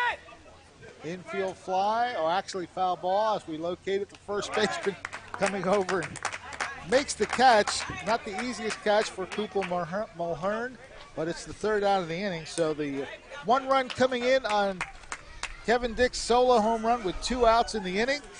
Millville regains the lead after 4 innings, 6-5. Many people treat their health like a game. With the Complete Care Health Network, it's easy to start your healthcare journey. Our mental health services focus on the emotions and behaviors that affect your overall well-being and features psychiatric, counseling, and addiction services, including our exclusive Fresh Start program, designed to help combat the opioid epidemic in our communities, plus all the other specialties you expect from Complete Care. Level up your health with us. The Complete Care Health Network. No games, just great healthcare for everyone. All right, again, some changes for Millville. All right, I think I can do this one. Go ahead. We now have Gabe Reef on the mound. Moving to 3rd is Cole Mulheron. Carson Reed is now the 2nd baseman. And Damian Rodriguez comes in to play left field, which I do believe means that Garrett Shapiro is out of the game. So we'll ring that all again. Gabe Reef is now your pitcher. Cole Mulheron takes 3rd base. 2nd is now Carson Reed. And your new left fielder is Damian Rodriguez. which I now believe means that Trevor Yeager, if he gets on base, will have to run for himself. I don't know if you can add another runner once you've given yourself a runner, but one more time. Shapiro's out of the lineup. It does appear that Shapiro is out, and now taking his spot is Damian Rodriguez, who gets a chance to play in the field. I believe he was injured at some point in this season. I'm not sure. I think, or he just hasn't had a chance to play varsity. He's come in a couple times as a pinch runner, but getting to play the field this time. So one more time for everybody at home. I think it's really for the person next to me. Yeah, no, I wrote it down. Gabe Reef is your pitcher. Cole Mulheron, your third baseman. Second baseman, Carson Reed. And your left fielder, Damian Rodriguez. You see Trevor Yeager there still behind the plate. There's a view of Reed over there at second. Why does the ball always find a position change? Throw is in time. Well, nice thankfully play. Mulheron was already Yes. fielding, so it's not as if it still has a funny way. But a nice quick out for Reef on the mound. First pitch swinging. He'll take that all day. One pitch, one out. Yeah, so that was Ryan Luby. So everyone is still batting.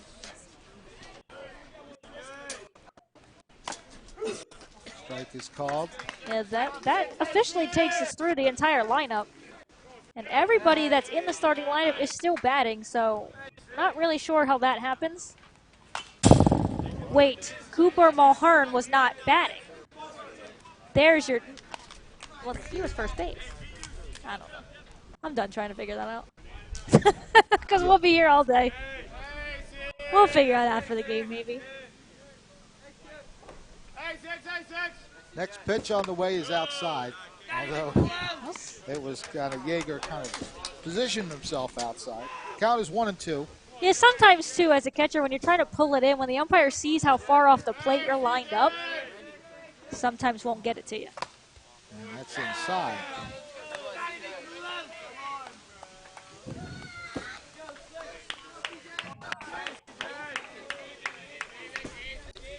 Two pitch. That one bounces. Yeah, not sure that one reached before. Yeah. So losing himself in the count. Reef did have an 0-2 count on Luby. Now a full count. This is 6. Oh, sorry, this is 6. Yeah, sorry, I was thinking of Luby, the last batter. Rippo batted. Luby batted. But getting on via the walk is 6. I saw 11 in the last at bat, so I saw Grippo. I saw the O. I mean, I guess it doesn't necessarily mean anything. I missed something. Well, Ryan Luby. Luby was he was an out. I know that. Yeah, Alex Grippo. He batted in the previous inning. I don't know. I have him leading off here. This game's all messed up from the scorebook perspective. So pinch runner right That's now. Lauro. Lauro coming in to pinch run for 6. Ready? Let's go, shoot! Well, unless we actually have 2 outs, but I don't think we do. No, there's only one.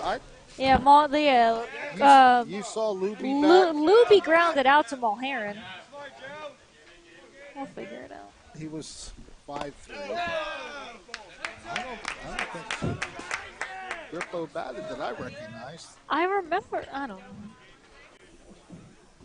I remember seeing Grippo up. He's not on base. Trust me, you guys are probably just as confused as we are. He's not on base, but there's only 1 out. If he is not on base, he had to be an out somewhere. But I didn't see him. Unless he... So again, you guys are probably as confused as we are. 1-1 to count. That much we know. Pitches high to throw to first. Gets through Lasavita into right field, so the pinch runner, moves up to second base.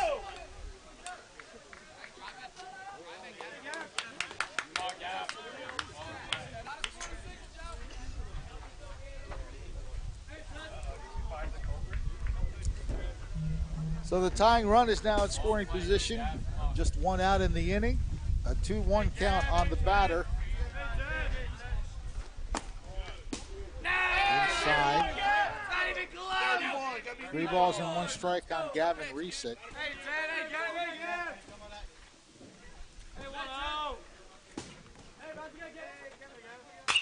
Fouled off. That'll make it a full count. I'm going to do some detective work here. Give me the pinch runner again. Do you have that? I would have to get you his first name. Okay. So give me it. I promise we know what we're doing. Yeah. It may not sound like it today. All those changes, and nobody tells us anything. I don't know how you insert a pitcher and yet everybody still bats. It's a Saturday morning. We're all still trying to get our bearings, I say, at 11:29 in the morning. Reesick walks. We're going to have a mound visit here, which should give me the opportunity to pull up our pinch runner, whose last name I don't remember. Well, there's, of course, he's not the one failing us. I'll get him when he We're in the goes top back. of the 5th inning, and it's 6-5 Millville. I'm also trying to do a little bit of detective work on Grippo. Yeah, we somehow we All right, missed number Grippo. 12. So that is Joe Lauro doing the base running for 6. Spell that for me. Lauro. I was going to say, if I needed to spell Joe, Joe. L-A-R-R-O. I was going to spell Joe just to be that person. L-A-R-R-O. I was going to spell Joe just to be that person. That's why there was a pause. Did we get a call? That's a ball. I didn't hear a strike call, so yeah, ball 1 on Familiar. He's walked twice, scored a run. There's a strike. There is 1 out in the inning, but runners at first and second for Delsea. They trail by a run. Pitch to the plate. Called the ball. 2-1 the count. Joe Lauro at second base, pinch running, courtesy running, whatever you want to call it, and Gavin Reesick at first. Pitches outside, so now it's 3-1.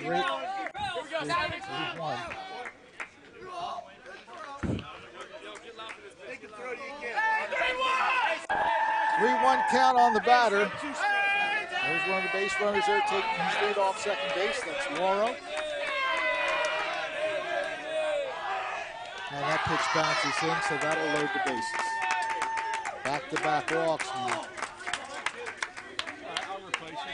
There you go.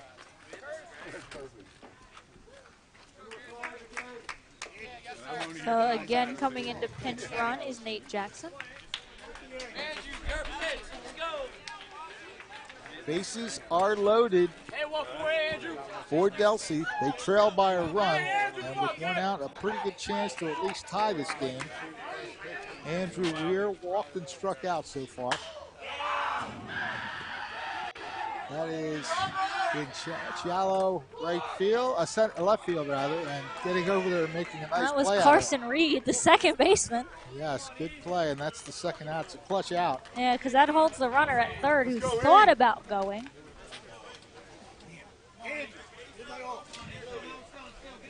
Carson Reed. I haven't made all the changes on my screen. Too many things are going on today.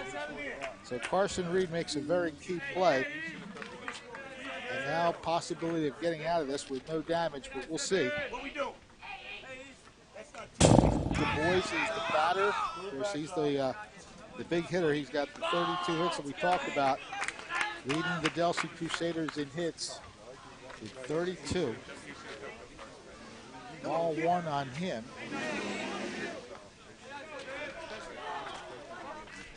And stepping off the rubber now.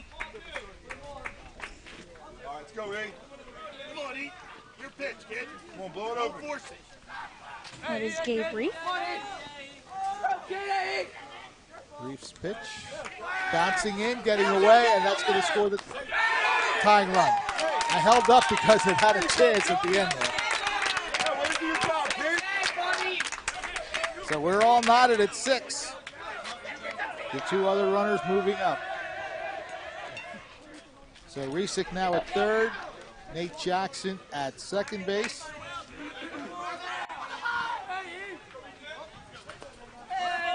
You see the play there, just getting under the tag. And they're going to put the boys on again. Yeah, you don't want him batting now. Well, you're going to load the bases and give yourself a chance here at any base. So Gebhardt will come up. There's Garrett Shapiro warming up. Come on, Milo. So he looks like he will re-enter this game. All right, so the bases are again loaded. Milo Gebhardt, the batter. Again, he tries to bunt. He bunted twice in this game so far. A sacrifice and a bunt single. Delsea's not afraid to use it in this situation because they were able to. That's how that crazy play happened in the first place, was a bunt with 2 outs. Swings, and that is in shallow right field. Coming in and making the catch. That is still Tull, right? Yes, that is still Tull. Okay, Pat Tull puts the ball in the glove, but Delsea comes up with the tying run. And again, without the benefit of a hit, really, they score on a wild pitch. And we are heading to the bottom of the 5th inning, all tied up 6-6. We're all looking for God. All the signs point to, there is really a God. We try to find him in all kinds of ways, in all kinds of places, and through all kinds of things. But there's only one way to find him. That's by personal experience with him. Come visit us this Sunday. We can introduce you to him. New Life Church, Millville, New Jersey. High school baseball. It's live on Twin Broadcasting.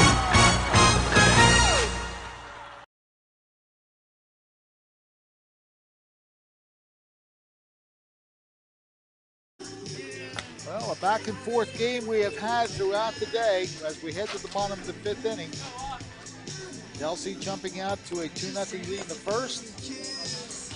They tacked on a run in the second. Millville got a run in the bottom of the second. And then Millville rallied for 4 runs in the third to momentarily take a lead 5-3, but it's been back and forth the whole time.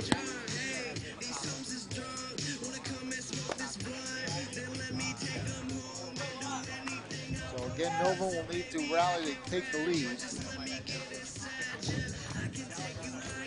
that still Kyle Harrison on the mound for Delsea? No, it is not.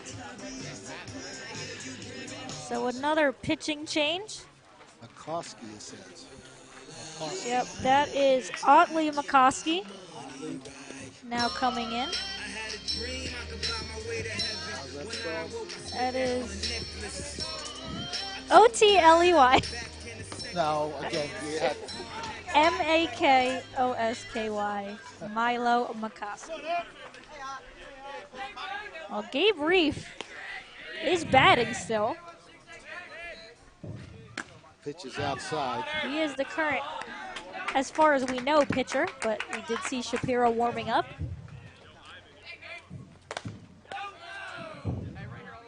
Two quick balls on Gabe Reef.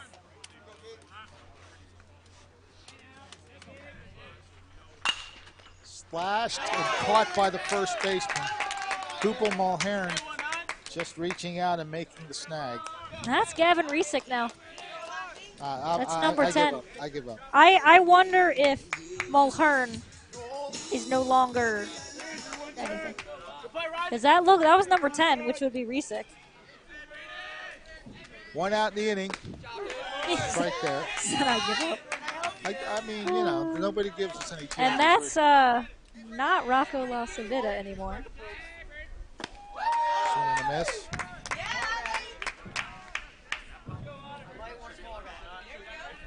We have a couple more changes here. I have a feeling this has to do with our pitching change potentially.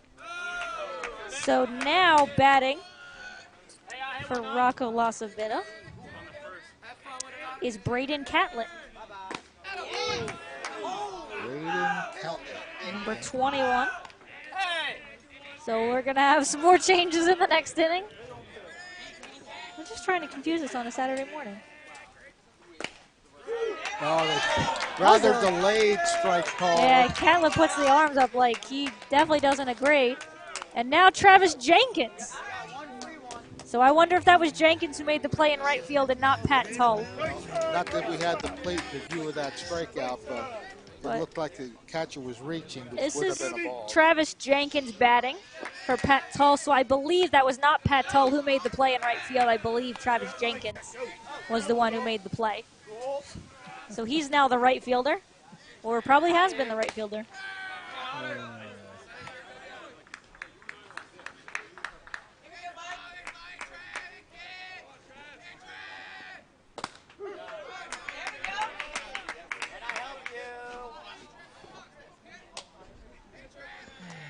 Yeah, that's about right.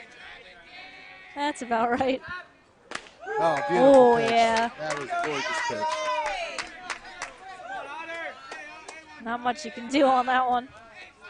Now the scoreboard has the count of 2 balls and 2 strikes, so we will mention that. There's a strikeout. So a 1-2-3 inning delivered. As we head to the 6th inning, we're all tied at 6. Many people treat their health like a game. With Complete Care Health Network, it's easy to start your healthcare journey. Just select from our specialties and schedule online, by phone, or on our app.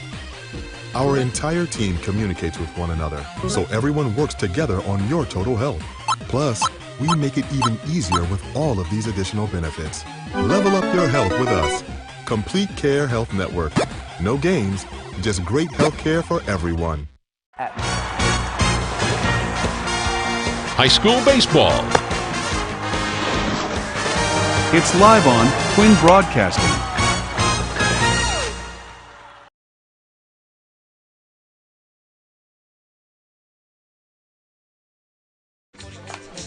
Just if you weren't confused anymore, we've got a couple more changes for you here as we head to the 6th inning. Your new pitcher, Garrett Shapiro, he re-enters the game. Moving back to third is Gabe Reef. Back to second is Paul Mulheron. Your new left fielder is Marcellus Preston. And that is Travis Jenkins in right field. So I believe he came in the earlier change. Everybody else is the same. If that does anything for you. Your infield is now as it was because Rocco Lasavita is still at first base even though Braden Catlett batted first. So redo your infield back to how it started. Rocco Lasavita is at first.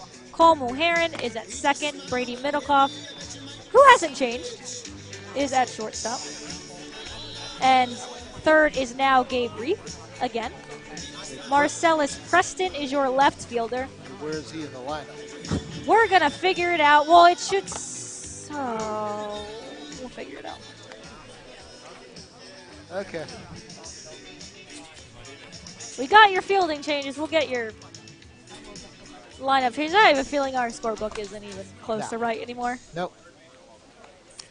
All right, so that we know. Number 8's now pitching. That is Shapiro. Well, we know what we know. We don't know what we don't know. That's it.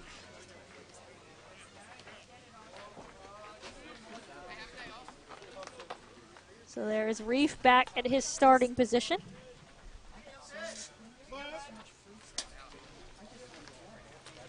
Trevor Yeager's still catching, I can tell you that. He's one of few that have not moved. I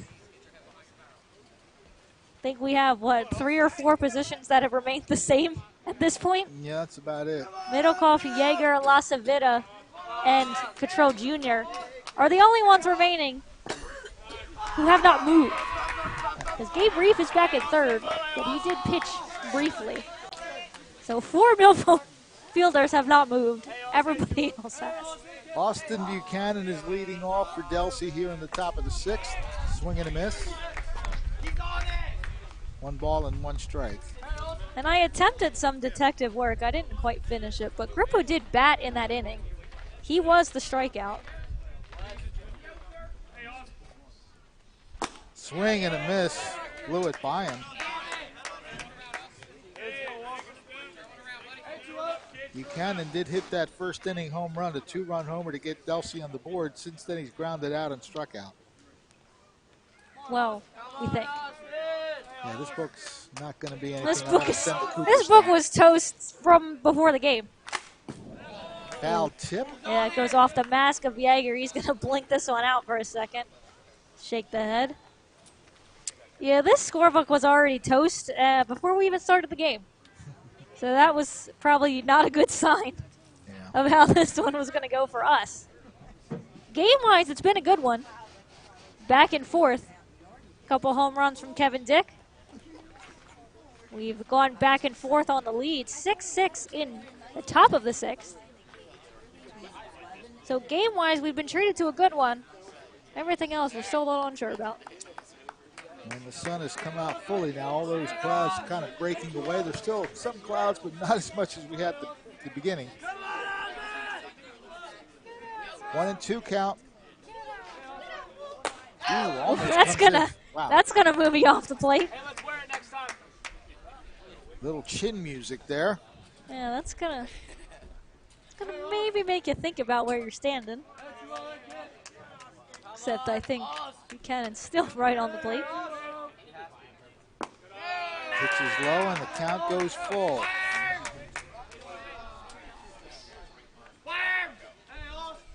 Leadoff man, Austin Buchanan working a count full.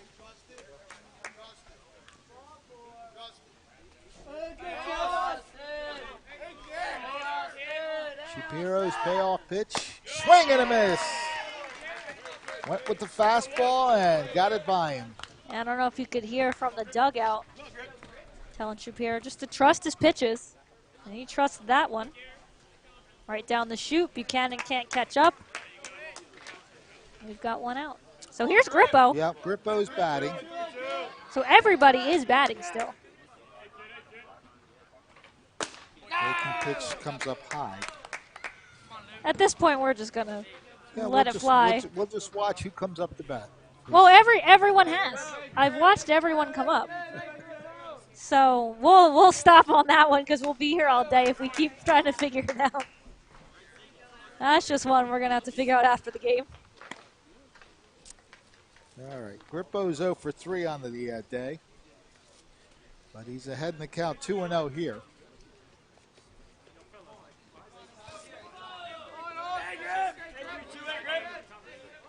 Shapiro comes to the plate, and it's ball 3.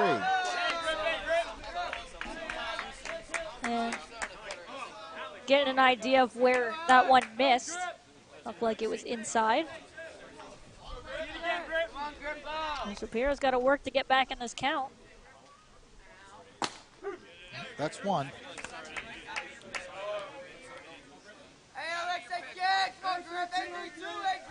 See if Grippo looks at one here or takes a good hack at one. He was watching and it hits the corner once again. And so Shapiro, another full count here. Comes back from 3-0.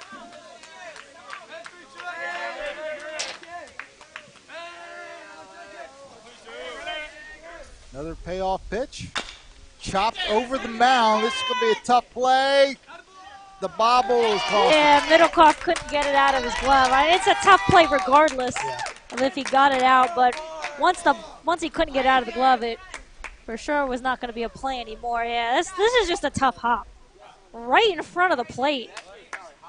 Did a nice job to watch it in, but yeah, once he can't get it out, I don't really might have had a chance if he gets it out first because Grippo wasn't really running all that hard, but it was a tough play from the get-go. So a chop infield single. Ball gets away, and moving up to second base will be Alex Grippo. Loopy put out the bunt. which Delsea has used to their advantage a couple times today. Luby has a single in 3 times to the plate. And we'll see if he's going to put the buns out again. Again, the pitch is outside.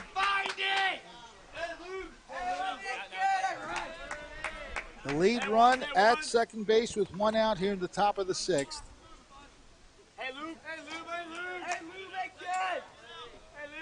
He's butting all the way. Called a strike.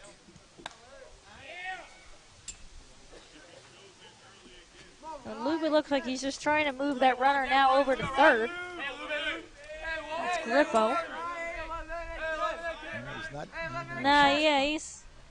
Well, of course, if you're not going to put it in the strike zone, you're going to lay the bat back, and that's why we have a 3-1 count.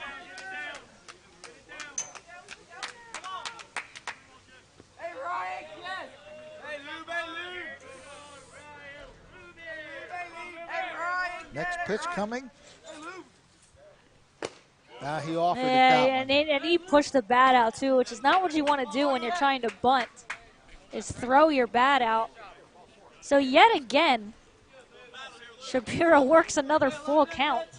Okay, now the umpire indicates the count is 2-2, so I'm watching a different game. He saw 3 balls. So take a look at. Well, that's a strikeout regardless. So yeah, that's okay. So Luby heads back to the dugout. Oh man. Yeah, it looks like Delsea does have another pitcher warming up. We couldn't get a number on him. So now up to bat is Charles 6, number 6, batting 6. I'm not gonna let that one go. Yeah, wild pitch. The throw to third, not in time.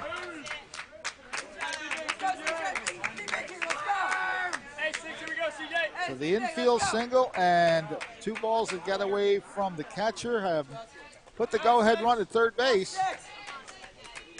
Yeah, he's got 2 outs in the inning, though, does Shapiro. He's got a couple strikeouts.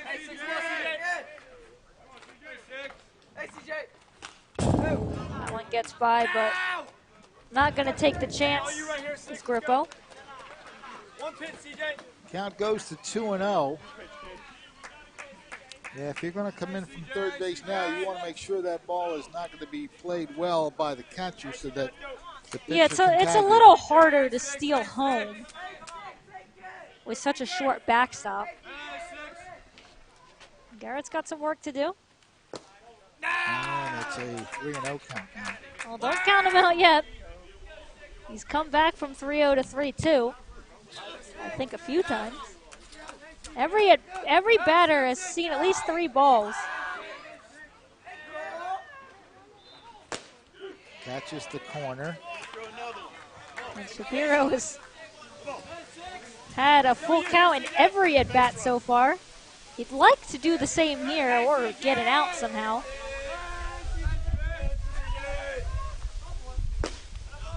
He does not. All 4 it is.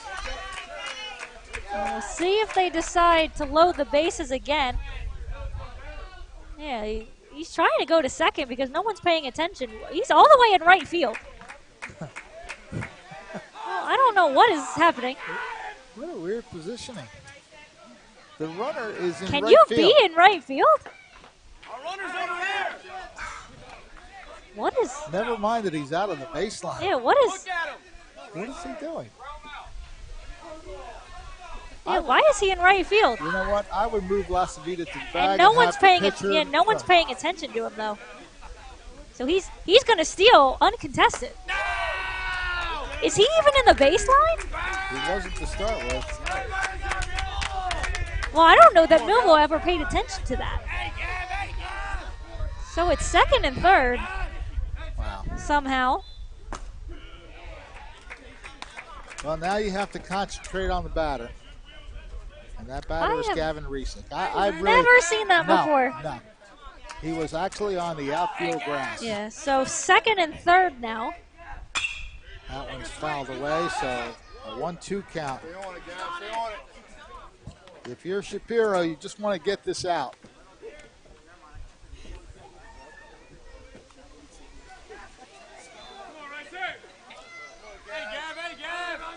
Shapiro ahead in the count, 1 ball and 2 strikes.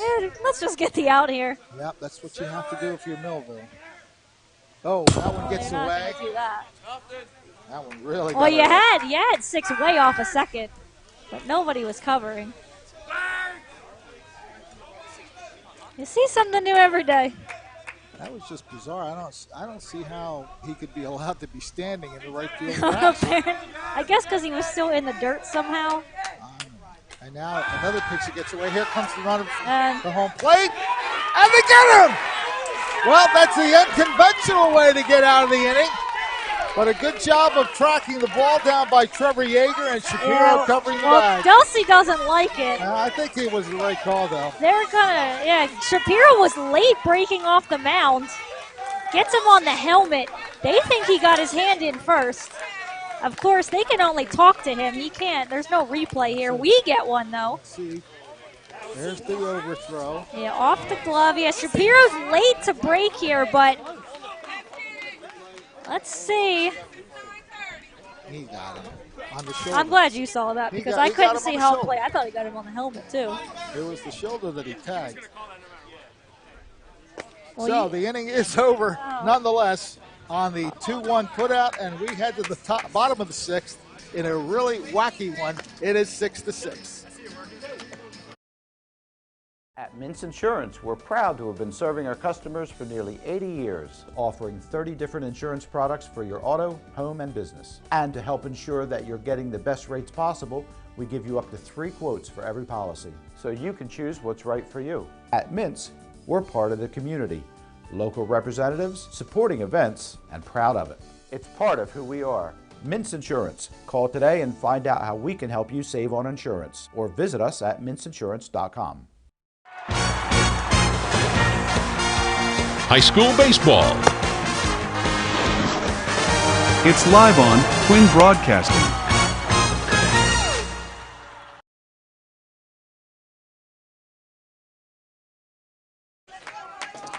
All right, we head to the bottom of the 6th inning. A lot of strange activity. Of course, we don't have too many Saturday morning games. Maybe that's part of the bizarre. Yeah, maybe that's what we're in here, is we're in an alternate universe. Yep, that's what it feels like. I can tell you, Cole Mulheron's leading off. It is 6-6 in the bottom of the 6th. That's probably the majority of what we can tell you right now.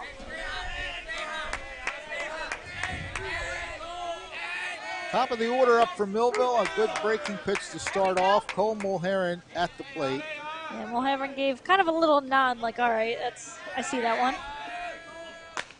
Second pitch is well outside.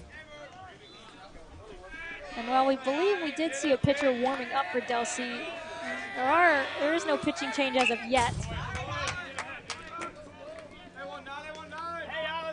Count goes to 1 ball and 2 strikes. So still pitching is McCoskey. That one's way outside.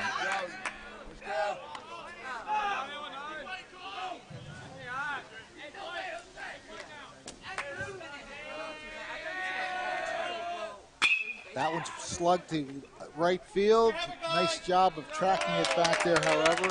Gavin Resick puts it away. They may have different fielders, but I'm going with the original lineup. It's too much confusion, and nobody has really informed us of anything. So if that's not Gavin Resick, somebody made the catch. Resick is at first, I can tell you that. Okay.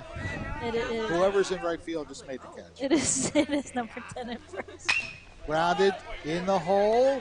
Good scoop. The throw is not in time, but it gets by the first baseman. That is an infield single. There was a slight bobble over there from Du Bois. Looked like he shuffled his feet a little bit, just fielding the ball as well. But Cottrell looked like he was well on his way to beating it out, so that'll be an infield single. Take another look at it here. The ball was in the hole. That's the previous pitch.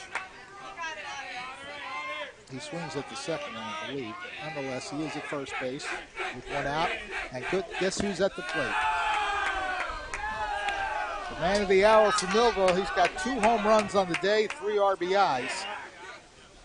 He looks at the ball. One, it's there. It looked like the runner had beaten the ball there. Anyway.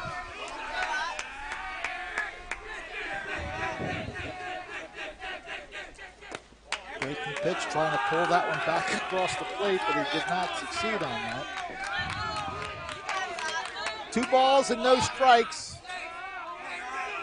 This is the batter you want in this situation. Looks at a strike. 2 balls and 1 strike.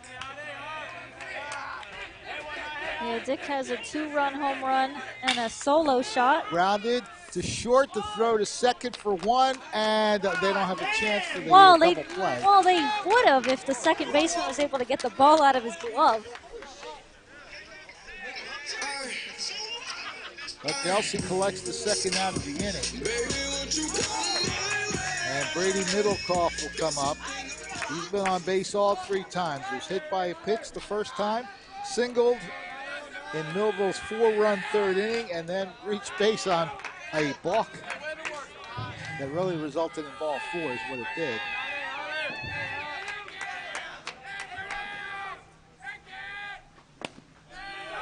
Pitch missing outside.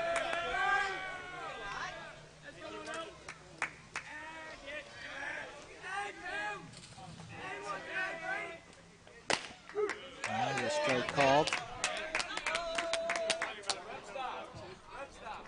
Well, you could tell the fastball got in there when you see not only the hearing of the pop, but the dirt, the smoke that comes off the glove. Swing and a miss. Took something off that pitch. So Middlecoff in a 1-2 hole right now. 2 outs, runner at first base. You see him right there. He is breaking. The ball is grounded in the left field. Kevin Dick will make it to third. Ball gets away, but Middlecoff will get to second. Yeah.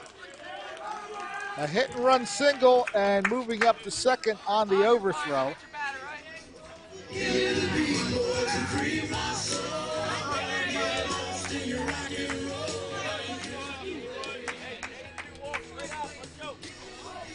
And Millville now with runners in scoring position, 2 of them.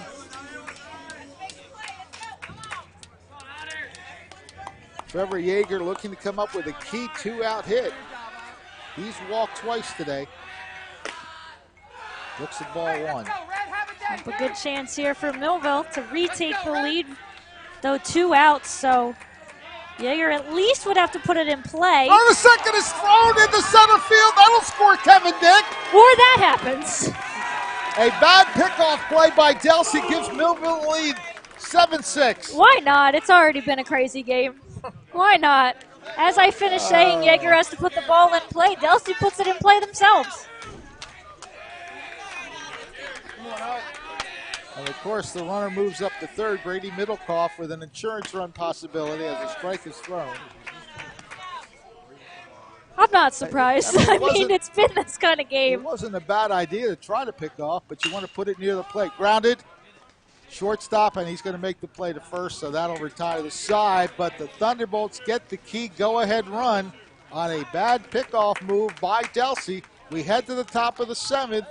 Millville 7, Delsea 6. Are you just part of the crowd?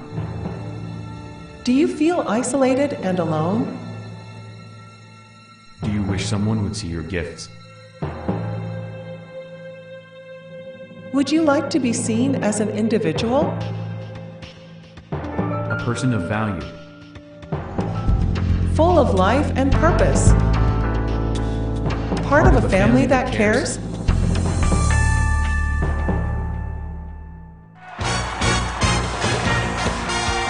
High school baseball.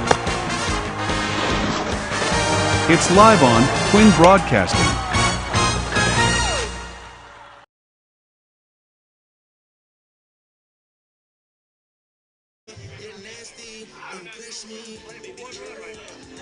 Well, we've had 6 innings of craziness that has translated into a 7-6 lead for the Orange and Blue.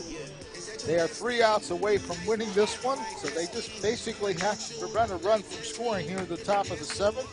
Garrett Shapiro will be entrusted to get those 3 outs, working in his 2nd inning so far. Yeah, he was in and out of some trouble in that last inning. Had a lot of full ball counts, got himself a couple strikeouts, Of course, made that play. The key play on a wild pitch where it was Grippo who tried to score on a wild pitch from third, but good relay play from Yeager to Shapiro, who made the tag on the shoulder.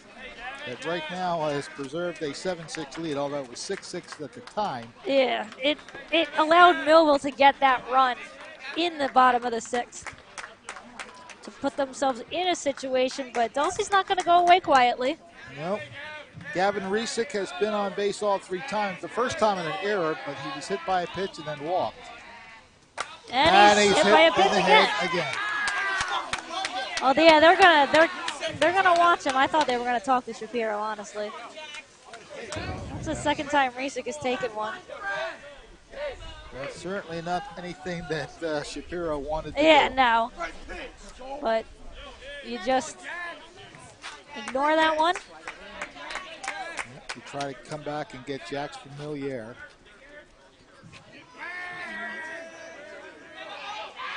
First pitch, bunted foul. Again, Delsea not afraid to use the bunt to move runners because it's worked for them on some errors from the Millville defense. So why not keep trying it? 1 strike on the batter. Following the leadoff batter who got hit by the pitch.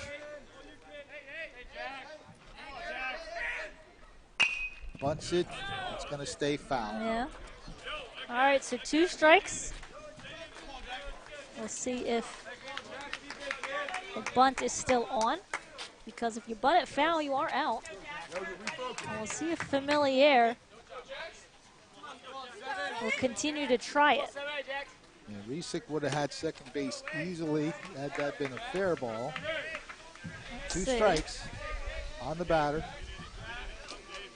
He's going to try. And it's a perfect bunt. And he's actually going to beat it out for a single. I think they would. Shapiro might have been trying to see if that one was going to go foul.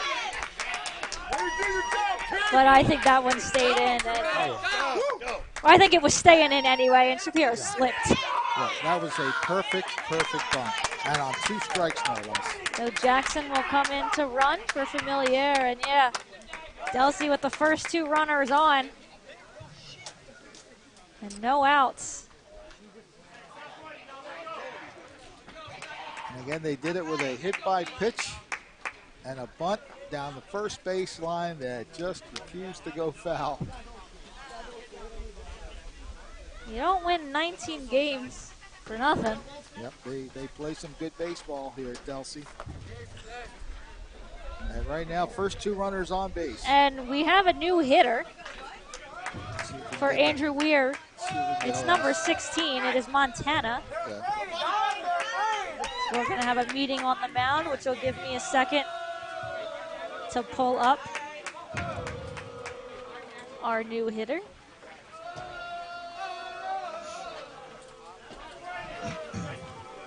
Yeah, tough situation here for Shapiro. I wonder if this man will try to bunt as well.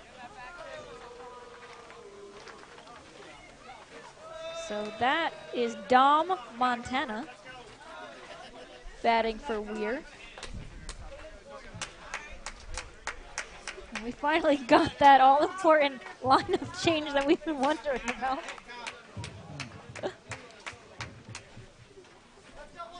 So the bottom of the order getting it done right now for Delsea. The HBP and the bunt single from the 7 and 8 hitters. Now Dom Montana making his first appearance in the batter's box for the Crusaders. Yeah, Millville's going to play in at first. Lasavita's on the grass.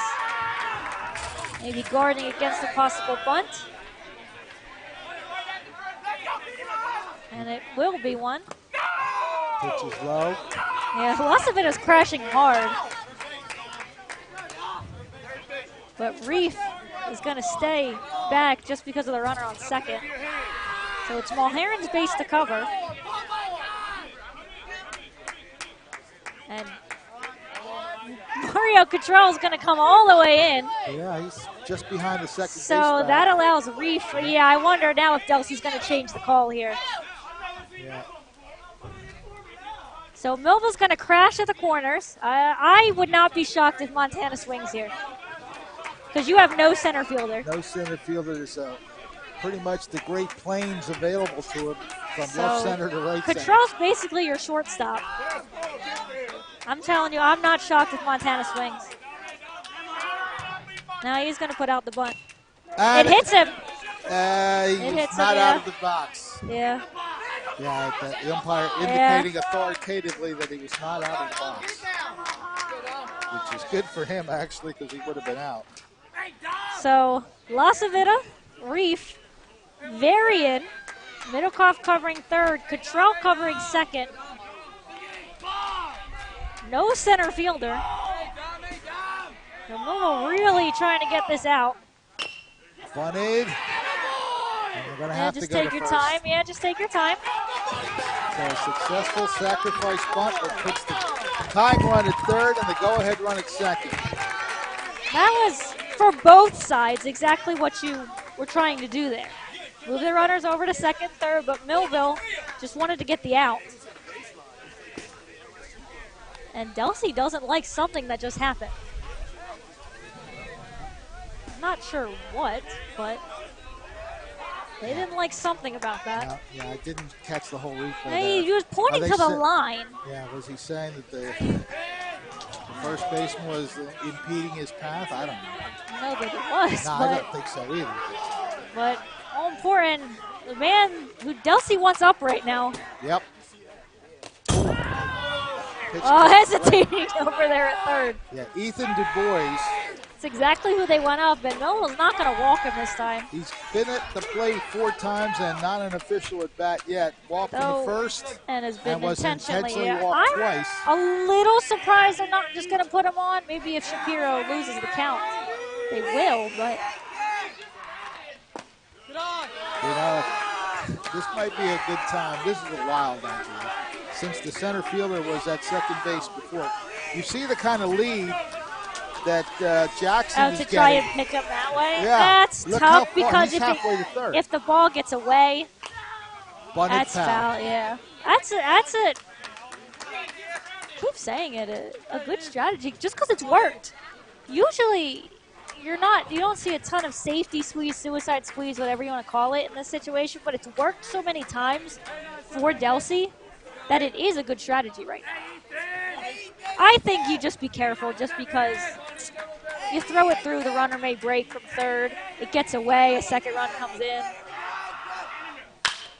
Grounded through the hole, and that's going to score 1, and perhaps the go-ahead run. It is now a lead for Delsea. 8-7, a clutch hit by the man who's done it all season.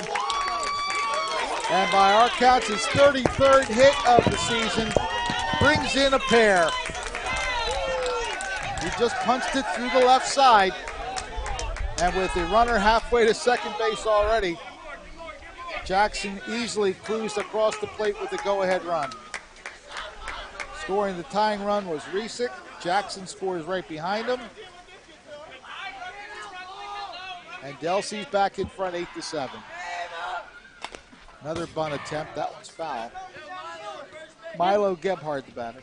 Millville doing what it needs to do with the infield in because you're trying to cut the runner off at home. Yeah.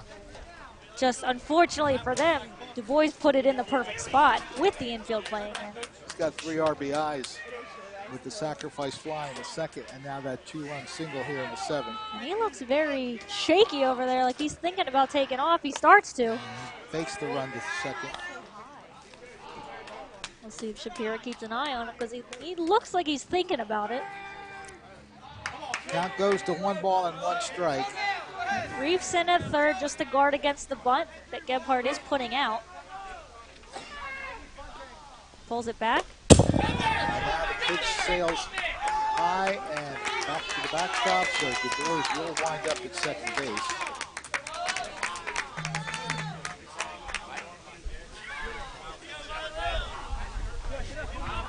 Here is an insurance run at second base in the form of Ethan Du Bois.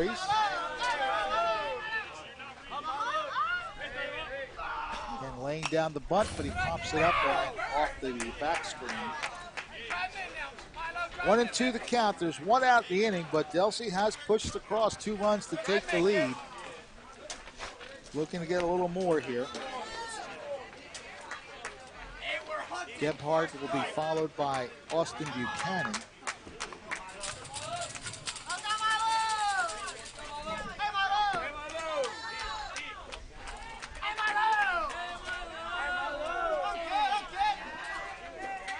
Pitch to the plate is outside.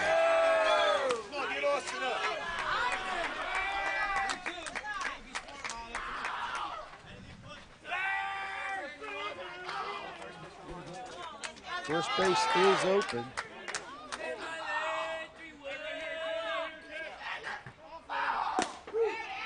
Strike is called, and that's a key second out.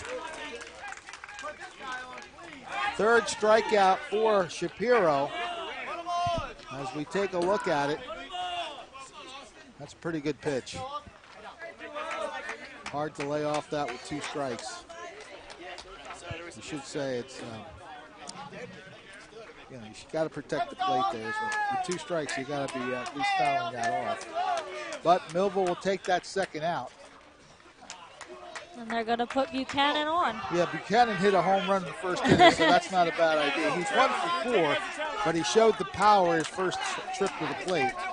So it'll be Grippo, who has struck out a couple times today, we believe.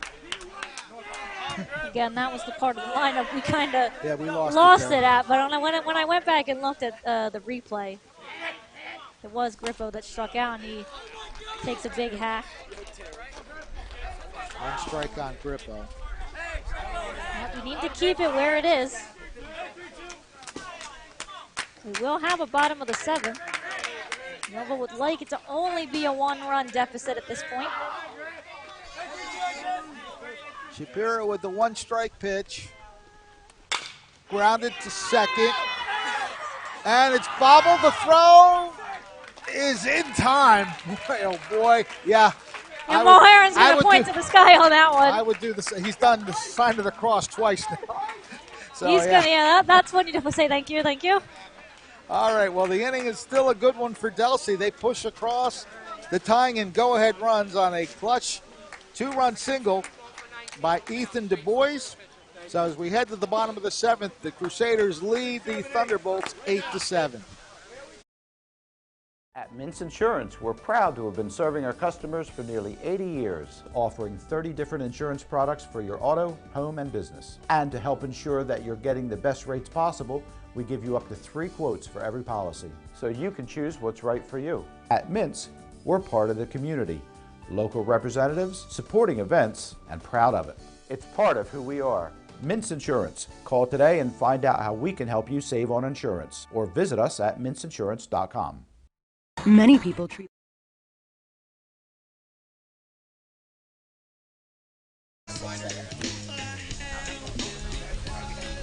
New pitcher for Delsea who will try to earn the save here is Gavin Deegan.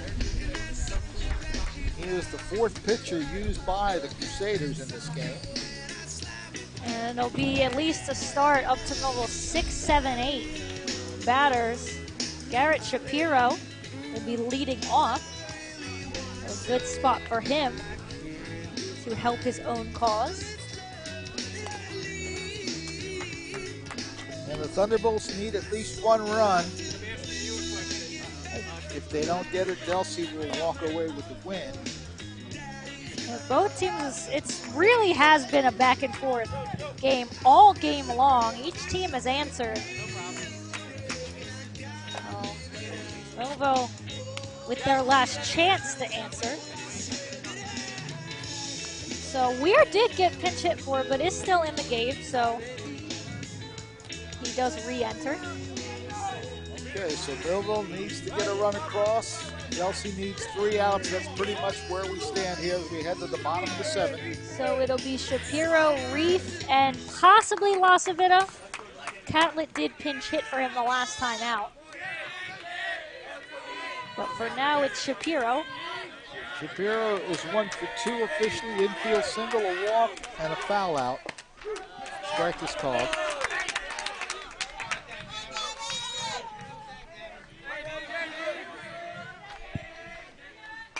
That was fouled away. That seemed like a defensive type of swing from Shapiro. So Deegan gets a nice quick 0-2 count on the leadoff batter.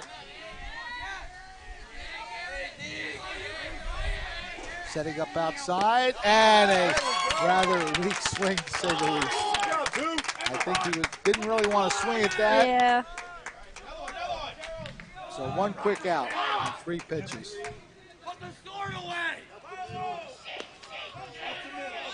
Gabe Reef. Well, that pitch I don't think is going to count. No. Because Time has been Reef wasn't ready yet. Fortunate for Reef because that was a ball. Grounded to short. Circling, making the play, and throwing, getting the out at first base. 2 quick outs for Millville. And this is this still Lasavita? This is still Lasavita. He's got a brace on that I couldn't see the number at first, but it is 25. So there's your out at first base for out number 2. And Millville down to its last breath here. Ball is called. Good spot, good spot. Yeah, I recognize Lasavita because he's one that wears the hat under the helmet. 2 quick balls. Oh, yeah. You gotta hold that there. Because that was a good pitch. Deegan didn't like it. That one's fired in, and wow. Yeah, Deegan is not liking where these pitches are. Yeah, looking from behind here, it looks like it's a pretty good location on the pitch. And the entire Delsea dugout is kind of up in arms. It's a 3-0 count, so Lasavita's in a good spot. And he's going to walk. That was definitely a ball, but a couple of those pitches We're tight. Could have gone other way. So Travis Jenkins will come up to bat. He's batting for the second time. He looked at he swung and missed strike 3 his first time, got back in the 5th. So we're going to get, I believe, a pinch runner. I believe. Yeah. We're getting something, but nobody's come out. Okay, coming out of the dugout now, that's Max Richter. And yes, that name should sound familiar to those from Millville. Get it together! Hey, where was this guy at? They got him checked. He went 3 by 1 try. Here we go. Let's go. So he is the tying run.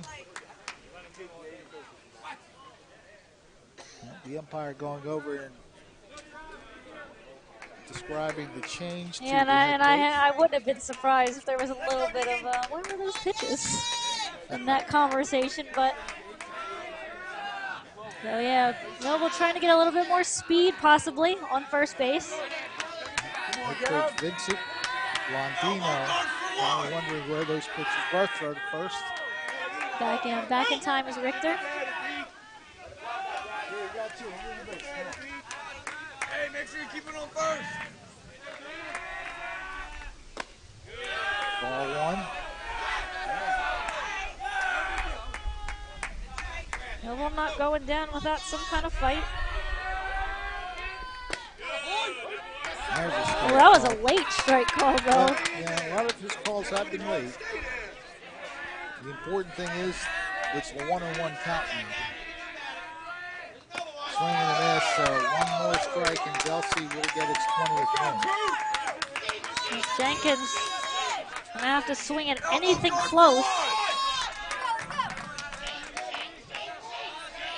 Richter at first base, ball bouncing in, getting away. Richter hustling down to first, the throw is high. Backing up nicely was the second baseman. Count is 2 balls and 2 strikes. The tying run is in scoring position as you see him right there. Max Richter swing and a miss. So Deegan comes in and gets 2 strikeouts. He walked 1, but that's about it. The bottom of the order, not quite getting it done here. Millville will lose this one 8-7 in a very entertaining and wild Saturday morning game. As we take a look at strike 3. Just didn't catch up to it. It looked like some kind of breaking pitch, but it was the 3rd strike and the 3rd out. So the 2 teams exchanged the sportsmanship handshakes, and Delsea wins its 20th game in a wild back-and-forth battle, 8-7. We'll total up some numbers and be right back in just a moment.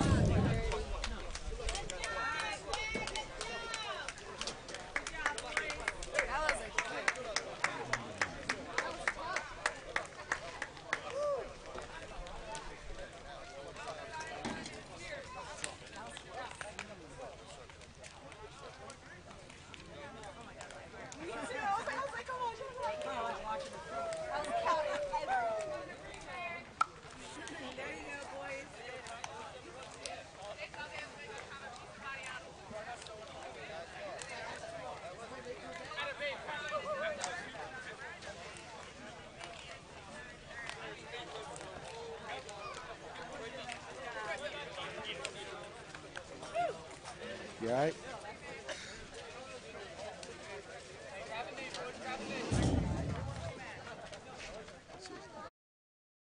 Many people treat their health like a game. With the Complete Care Health Network, it's easy to start your healthcare journey. Our mental health services focus on the emotions and behaviors that affect your overall well-being and features psychiatric, counseling, and addiction services, including our exclusive Fresh Start program, designed to help combat the opioid epidemic in our communities, plus all the other specialties you expect from Complete Care. Level up your health with us. The Complete Care Health Network. No games, just great healthcare for everyone. We're all looking for God. All the signs point to, there is really a God. We try to find Him in all kinds of ways, in all kinds of places, and through all kinds of things. But there's only one way to find Him. That's by personal experience with Him. Come visit us this Sunday. We can introduce you to Him. New Life Church, Millville, New Jersey. Many people treat their health like a game. With Complete Care Health Network, it's easy to start your healthcare journey. Just select from our specialties and schedule online, by phone, or on our app. Our entire team communicates with one another, so everyone works together on your total health. Plus, we make it even easier with all of these additional benefits. Level up your health with us. Complete Care Health Network. No games, just great healthcare for everyone. At Mintz Insurance, we're proud to have been serving our customers for nearly 80 years, offering 30 different insurance products for your auto, home, and business. And to help ensure that you're getting the best rates possible, we give you up to 3 quotes for every policy, so you can choose what's right for you. At Mintz, we're part of the community, local representatives, supporting events, and proud of it. It's part of who we are.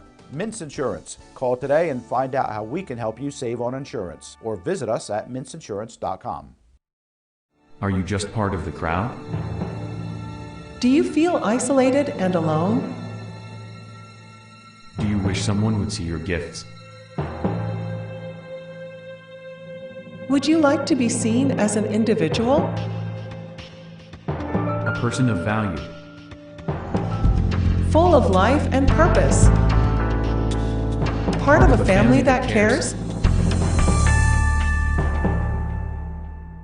At Mintz Insurance, we're proud to have been serving our customers for nearly 80 years, offering 30 different insurance products for your auto, home, and business. And to help ensure that you're getting the best rates possible, we give you up to 3 quotes for every policy, so you can choose what's right for you. At Mintz, we're part of the community, local representatives, supporting events, and proud of it. It's part of who we are. Mintz Insurance. Call today and find out how we can help you save on insurance, or visit us at mintzinsurance.com. Many people treat their health like a game. With the Complete Care Health Network, it's easy to start your healthcare journey. Our mental health services focus on the emotions and behaviors that affect your overall well-being and features psychiatric, counseling, and addiction services, including our exclusive Fresh Start program, designed to help combat the opioid epidemic in our communities, plus all the other specialties you expect from Complete Care. Level up your health with us. The Complete Care Health Network. No games, just great healthcare for everyone. We're all looking for God. All the signs point to, there is really a God. We try to find him in all kinds of ways, in all kinds of places, and through all kinds of things. But there's only one way to find him. That's by personal experience with him. Come visit us this Sunday. We can introduce you to him. New Life Church, Millville, New Jersey. Many people treat their health like a game. With Complete Care Health Network, it's easy to start your healthcare journey. Just select from our specialties and schedule online, by phone, or on our app. Our entire team communicates with one another, so everyone works together on your total health. Plus, we make it even easier with all of these additional benefits. Level up your health with us. Complete Care Health Network. No games, just great health care for everyone. At Mintz Insurance, we're proud to have been serving our customers for nearly 80 years, offering 30 different insurance products for your auto, home, and business. And to help ensure that you're getting the best rates possible, we give you up to 3 quotes for every policy, so you can choose what's right for you. At Mintz, we're part of the community, local representatives, supporting events, and proud of it. It's part of who we are. Mintz Insurance. Call today and find out how we can help you save on insurance, or visit us at mintzinsurance.com. Are you just part of the crowd? Do you feel isolated and alone? Do you wish someone would see your gifts? Would you like to be seen as an individual? A person of value. Full of life and purpose? Part of a family that cares? At Mintz Insurance, we're proud to have been serving our customers for nearly 80 years, offering 30 different insurance products for your auto, home, and business. And to help ensure that you're getting the best rates possible, we give you up to 3 quotes for every policy, so you can choose what's right for you. At Mintz, we're part of the community, local representatives, supporting events, and proud of it. It's part of who we are. Mintz Insurance. Call today and find out how we can help you save on insurance, or visit us at mintzinsurance.com. Many people treat their health like a game. With the Complete Care Health Network, it's easy to start your healthcare journey. Our mental health services focus on the emotions and behaviors that affect your overall well-being and features psychiatric, counseling, and addiction services, including our exclusive Fresh Start program, designed to help combat the opioid epidemic in our communities, plus all the other specialties you expect from Complete Care. Level up your health with us. The Complete Care Health Network. No games, just great healthcare for everyone. We're all looking for God. All the signs point to, there is really a God. We try to find him in all kinds of ways, in all kinds of places, and through all kinds of things. But there's only one way to find him. That's by personal experience with him. Come visit us this Sunday. We can introduce you to him. New Life Church, Millville, New Jersey. Many people treat their health like a game. With Complete Care Health Network, it's easy to start your healthcare journey. Just select from our specialties and schedule online, by phone, or on our app. Our entire team communicates with one another, so everyone works together on your total health. Plus, we make it even easier with all of these additional benefits. Level up your health with us. Complete Care Health Network. No games, just great health care for everyone. At Mintz Insurance, we're proud to have been serving our customers for nearly 80 years, offering 30 different insurance products for your auto, home, and business. And to help ensure that you're getting the best rates possible, we give you up to 3 quotes for every policy, so you can choose what's right for you. At Mintz, we're part of the community, local representatives, supporting events, and proud of it. It's part of who we are. Mintz Insurance. Call today and find out how we can help you save on insurance, or visit us at mintzinsurance.com. High school baseball. It's live on Twin Broadcasting.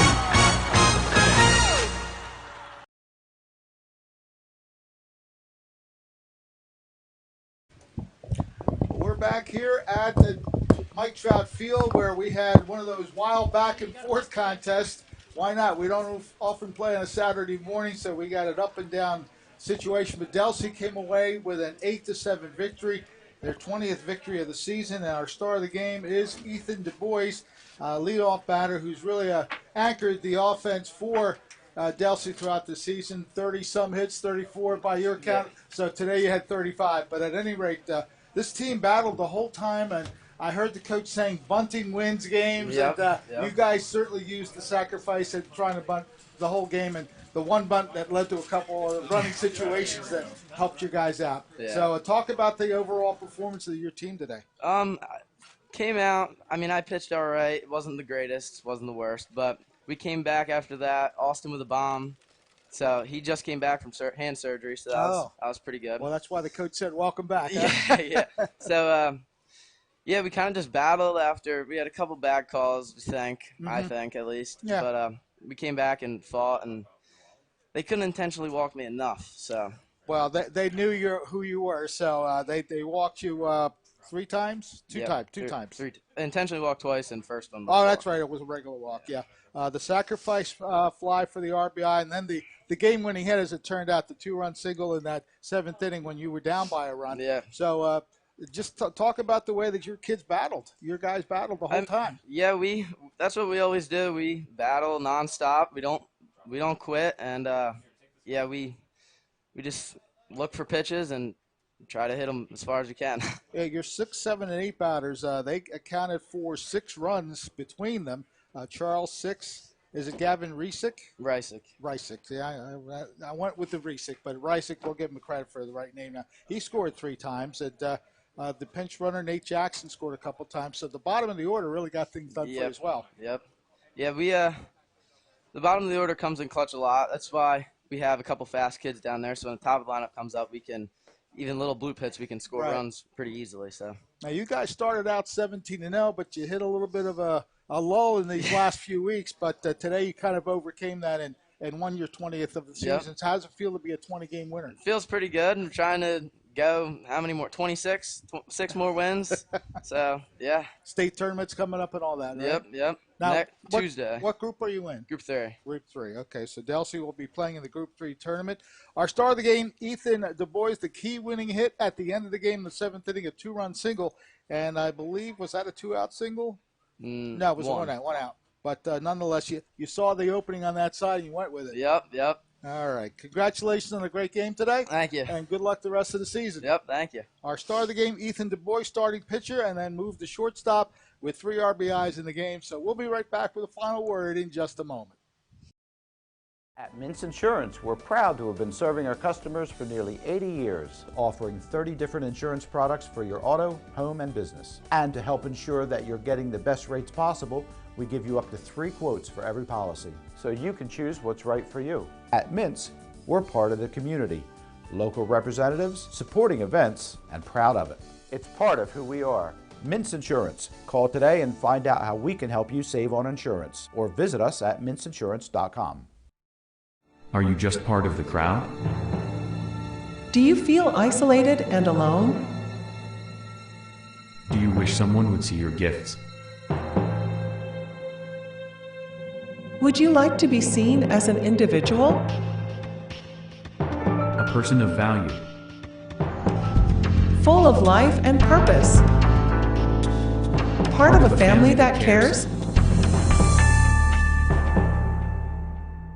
At Mintz Insurance, we're proud to have been serving our customers for nearly 80 years, offering 30 different insurance products for your auto, home, and business. And to help ensure that you're getting the best rates possible, we give you up to 3 quotes for every policy, so you can choose what's right for you. At Mintz, we're part of the community, local representatives, supporting events, and proud of it. It's part of who we are.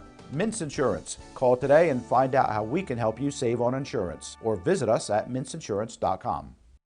Many people treat their health like a game. With the Complete Care Health Network, it's easy to start your healthcare journey. Our mental health services focus on the emotions and behaviors that affect your overall well-being and features psychiatric, counseling, and addiction services, including our exclusive Fresh Start program, designed to help combat the opioid epidemic in our communities, plus all the other specialties you expect from Complete Care. Level up your health with us. The Complete Care Health Network. No games, just great healthcare for everyone. We're all looking for God. All the signs point to, there is really a God. We try to find him in all kinds of ways, in all kinds of places, and through all kinds of things. But there's only one way to find him. That's by personal experience with him. Come visit us this Sunday. We can introduce you to him. New Life Church, Millville, New Jersey. Many people treat their health like a... It's time for sports on the Quinn Broadcasting Network. QVC brings you local sporting events, action-packed specials, and play-by-play coverage of the area's sporting activities. From Pop Warner to college sports, Quinn Broadcasting covers it all. Join us now here on QVC for today's exciting event.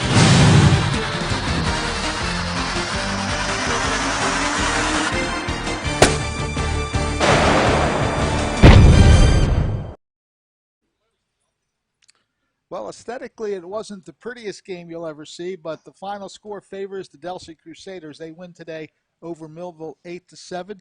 Fred Melendez along with Ariel Melendez, and it was a strange kind of game. Yeah, if you couldn't tell by the fact that we were lost for nearly the entire game. Lots of changes, it was a wild one on both sides of the ball for both teams. It was a good game overall, though. Both teams were in it pretty much the whole time. It was very back and forth. Delsea would take the lead. Millville would come back. Delsea would come back again. Millville would come back. And was pretty much that for just about all 7 innings. And Delsea getting that final hit in the top of the 7th from our star of the game, Du Bois.